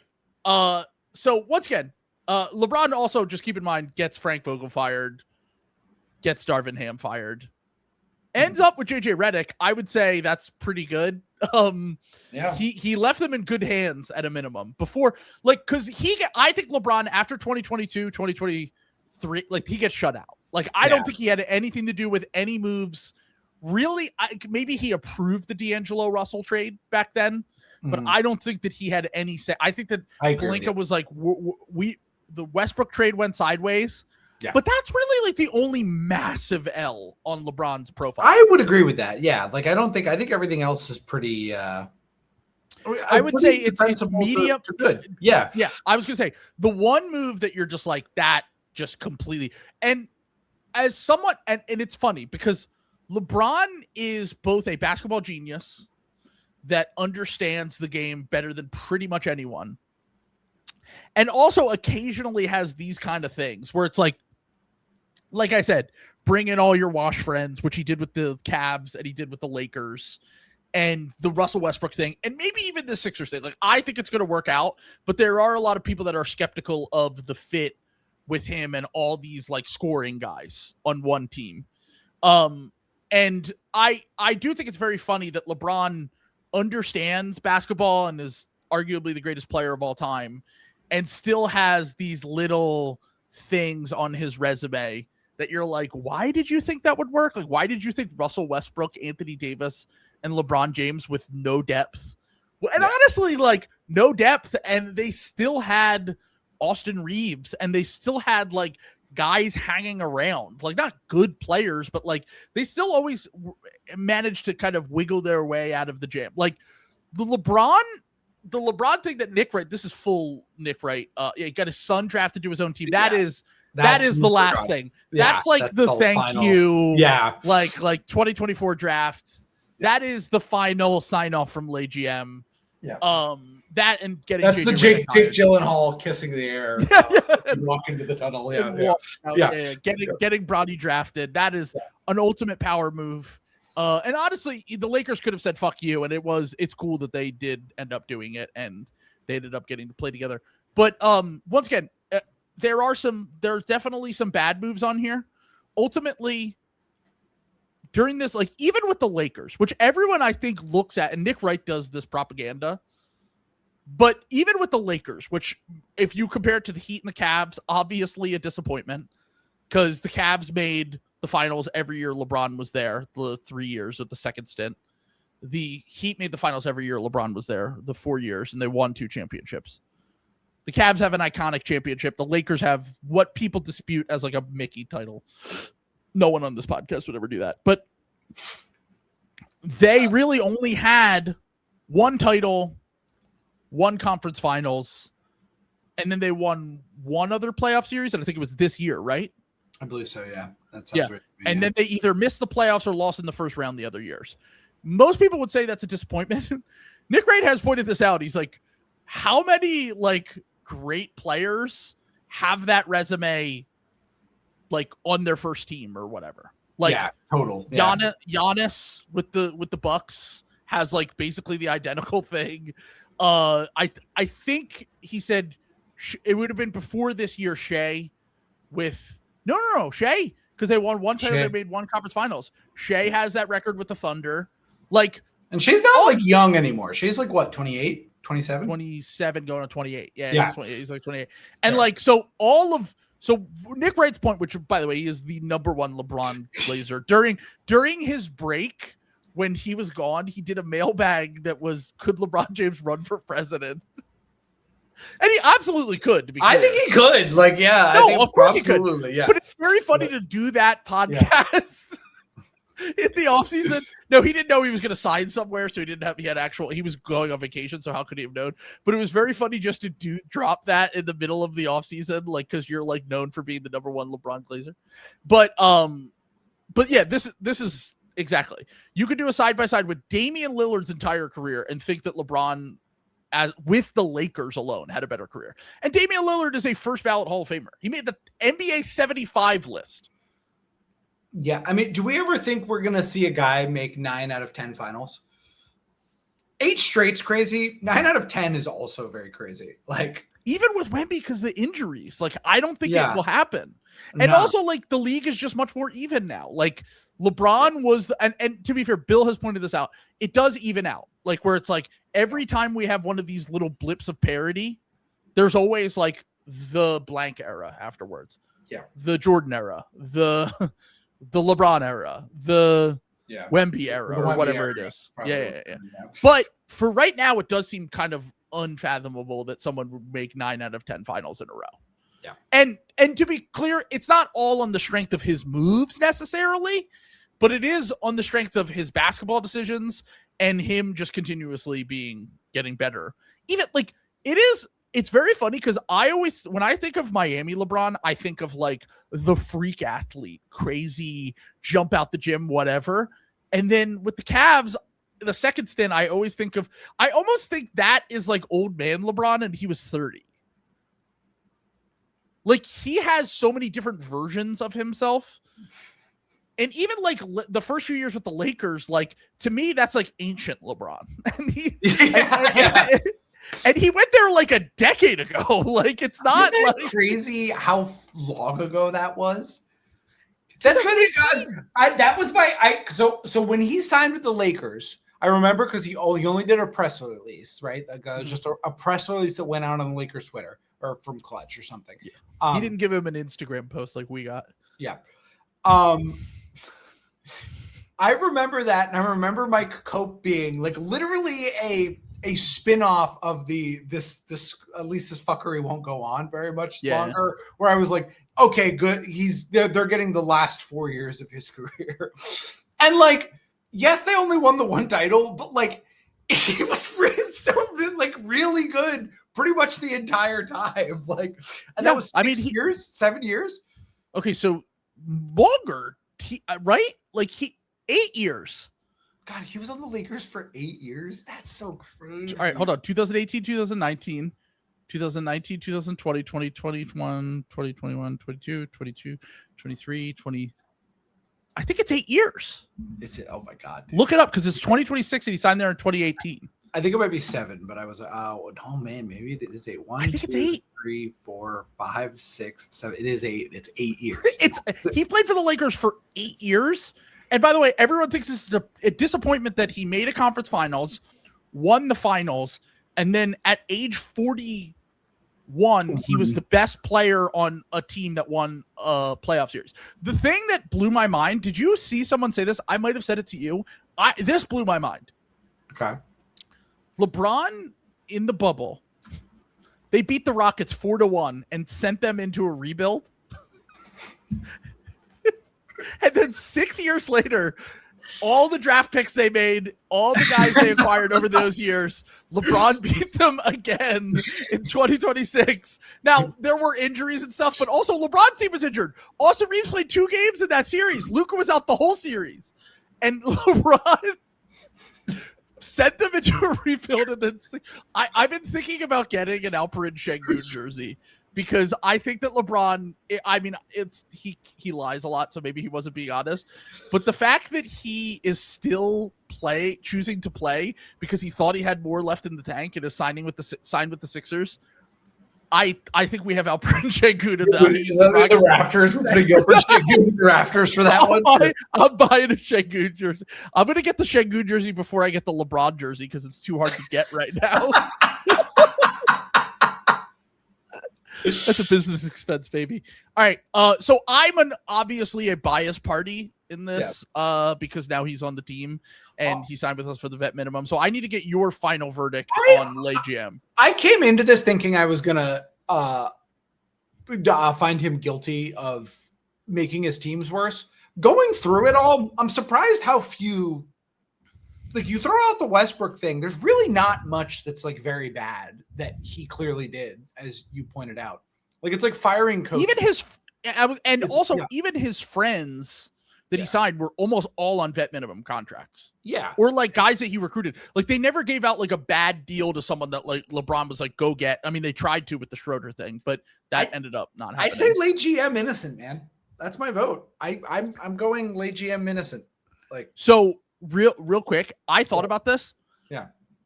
It's kind of parallel. It's different because LeBron was all about getting veterans and making win now moves, but it's kind of parallel to the Masai Slop trial that we did where like everything went really well. And then it was like, wait, what the fuck happened? Like the last 3 years was just a mess, but man, for a decade straight, you were like the best at this. That's a good comparison. Like Masai is definitely a good comparison there. I would say. And Masai, even with his faults, is still one of the best GMs in recent memory. For sure. And everyone can get I salute that man for every. We just talked about how dog shit that Raptors roster was, and they made the fucking like they were constantly competing with like mid rosters, and then they made a championship team.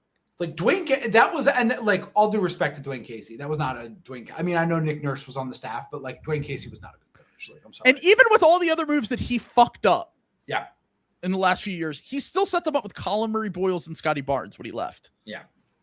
Like I once again, I do think that now this last decision with LeBron could define his legacy in terms of when, like, if they win a championship, if he wins a championship with this version of the Sixers, what it will mean to the Sixers at his age, doing and having like a heavy lifting part with this team, it will like. I mean, it could stomp out the GOAT debate. And then also on top of that, just make his last final basketball decision like a really smart one. That's what I'm saying. Like salvaging, we talked about this before. I think his plan was to do this with the Knicks, and the Knicks just did it without him. By the grace of God, the Knicks yeah. somehow went from like a joke to like a powerhouse in like 4 years. Yeah. Like it is kind of unfathomable. It would be very funny if you guys got a title through like a confluence of like weird coincidences that kind of like left you guys, hey, like you're doing the what's her name from Girls, Hannah Horvath, talking to Patrick. Hey, I'm buying a Jalen Brunson jersey next summer. I'm like, thank you, Demon. Yeah. Thank you, Demon, for saving the Knicks and making it so that LeBron went to the Sixers. Yeah. Someone said, does he get partial credit for Luka deal? For the Luka deal because it got via AD. I don't think so. To me, that's just like a GM lost his mind, or there was some sort of conspiracy there. If any move is a Pelinka move, it's that one, because basically Pelinka just let's say solicited a certain environment around one of his friends until he agreed to do this. So I think we're going to give Pelinka any credit for anything that happened on the Lakers, it has to be the Luka move. So we're going Galaxy Brain mode. Yeah. To be fair, the GM Braun gets credit for Maxey being on the Sixers because the Muscala Zeus swap led to Muscala being on the Thunder that day. I love that. 12 DHS. LeBron did that to set up the Sixers as a destination 10 years in the future. Or he 8 years in the future. Yeah. He knew that Muscala would love Oklahoma City if he ever hit free agent. By the way, KJ, Benny, who was with us in New Orleans on the trip the first year we went, KJ McPippin, who makes those great videos, sent in the starting 5 for when we went to that game in New Orleans and said, okay, to those of us who were on the first YKB NOLA trip, we watched the starting 5 of Jared Butler, Justin Edwards, Ricky Council, Chuma Okeke, and Gershon Yabusele. Less than 2 years later, our starting 5 is Tyrese Maxey, BJ Edgecombe, Jaylen Brown, LeBron James, and Joel Embiid. I mean, to be fair, 2 of those players were on the team at the time, but it did help us secure VJ, and then eventually led to, Paul George was also on the team. He just never played. Has a GM ever had a better 2 months publicity wise than Gansey? I don't think so, because not a new GM. I would say that normally GMs get their trust built over years. People didn't really buy into Brad Stevens or Sam Presti or Masai even. I think you have to do it for 5 to 10 years. I would say the only one that's comparable, and I do think that they still have to reach higher, the Leon Rose shit over the last it's a longer period of time, to be clear, but Leon Rose is a god forever in New York for what he did. For sure. Yeah, he's never gonna pay for a meal in his life ever again. Yeah. So that's and by the way, who was Leon Rose was LeBron's agent before Rich Paul. Just want to point that out. Stay woke. He was also Joel Embiid's agent. But I think that what Gansey has done in terms of a heater, there's not many that we've seen like this where it's just holy shit. I mean, this is one of the quickest revampings of a roster in recent memory. I was we're fucked, dude. I was and honestly, the thing that I keep talking about with the Sixers team, I just hope KCP isn't washed, because if he isn't, then we have real NBA players coming off the bench. And I just cannot remember the last time that happened, because every year I'm man, I really hope that Jabari Walker is good. This is why you've always got to say weird shit happens in the NBA. I mean, if you put a gun to my head, I would say, the Sixers are probably not going to be good again. If you go back 2 years ago and tell me you with Paul George and Joel Embiid being what they are, I'd be I mean, they might be good, but it's probably going to, the next time that they're going to have a real shot is going to be VJ's year 7 or something that. Right. They're going to have to rebuild for the future. And it's just crazy to see where this roster is at. Having said that, who do we have to thank for that? Player movement, the Slop era. It's all AGM, dude. It is literally I like this. Yeah, there you go. The birth of Slop is the decision. And everything since then has made player movement and trades and free agency really like the center of NBA media. And for better or for worse, that is kind of defined by LeBron as a player and as lay GM. So I want to do, so someone said we have to go back and do 2017 Resloppables at some point. I want to do a few different offseason Resloppables. I don't think 2014 and 2018 when LeBron changed teams are that interesting. They're not. Like, no. They're 2019 and 2017. We've already done 2019. Yeah. We've already done 2016. Let's do, I think 2017 is like Chris Paul got traded, Paul George got traded, Kyrie Irving got traded. Like, there's a lot of movement that summer. I think that Gordon Hayward signed with the Celtics that summer too. Yeah. So we can go back and do 2017 at some point, but that will be that will be a little bit later in the offseason. So thank you everyone who tuned in. We were exactly at 2:15, which is 215 is the area code in Philadelphia. Stay woke, numerology podcast. I knew you were trying. I was like, Trill's trying to get us to some arbitrary number right now. So I literally just looked at it and said exactly 215, and I was like, stay woke. Yeah. So, all right, we'll be back later in the week for the bonus episode. Thank you for watching. Let us know how we did. I'm sure we forgot a bunch of shit, but I wrote down notes for like 3 hours today, trying to get as much as I could in there. So, peace.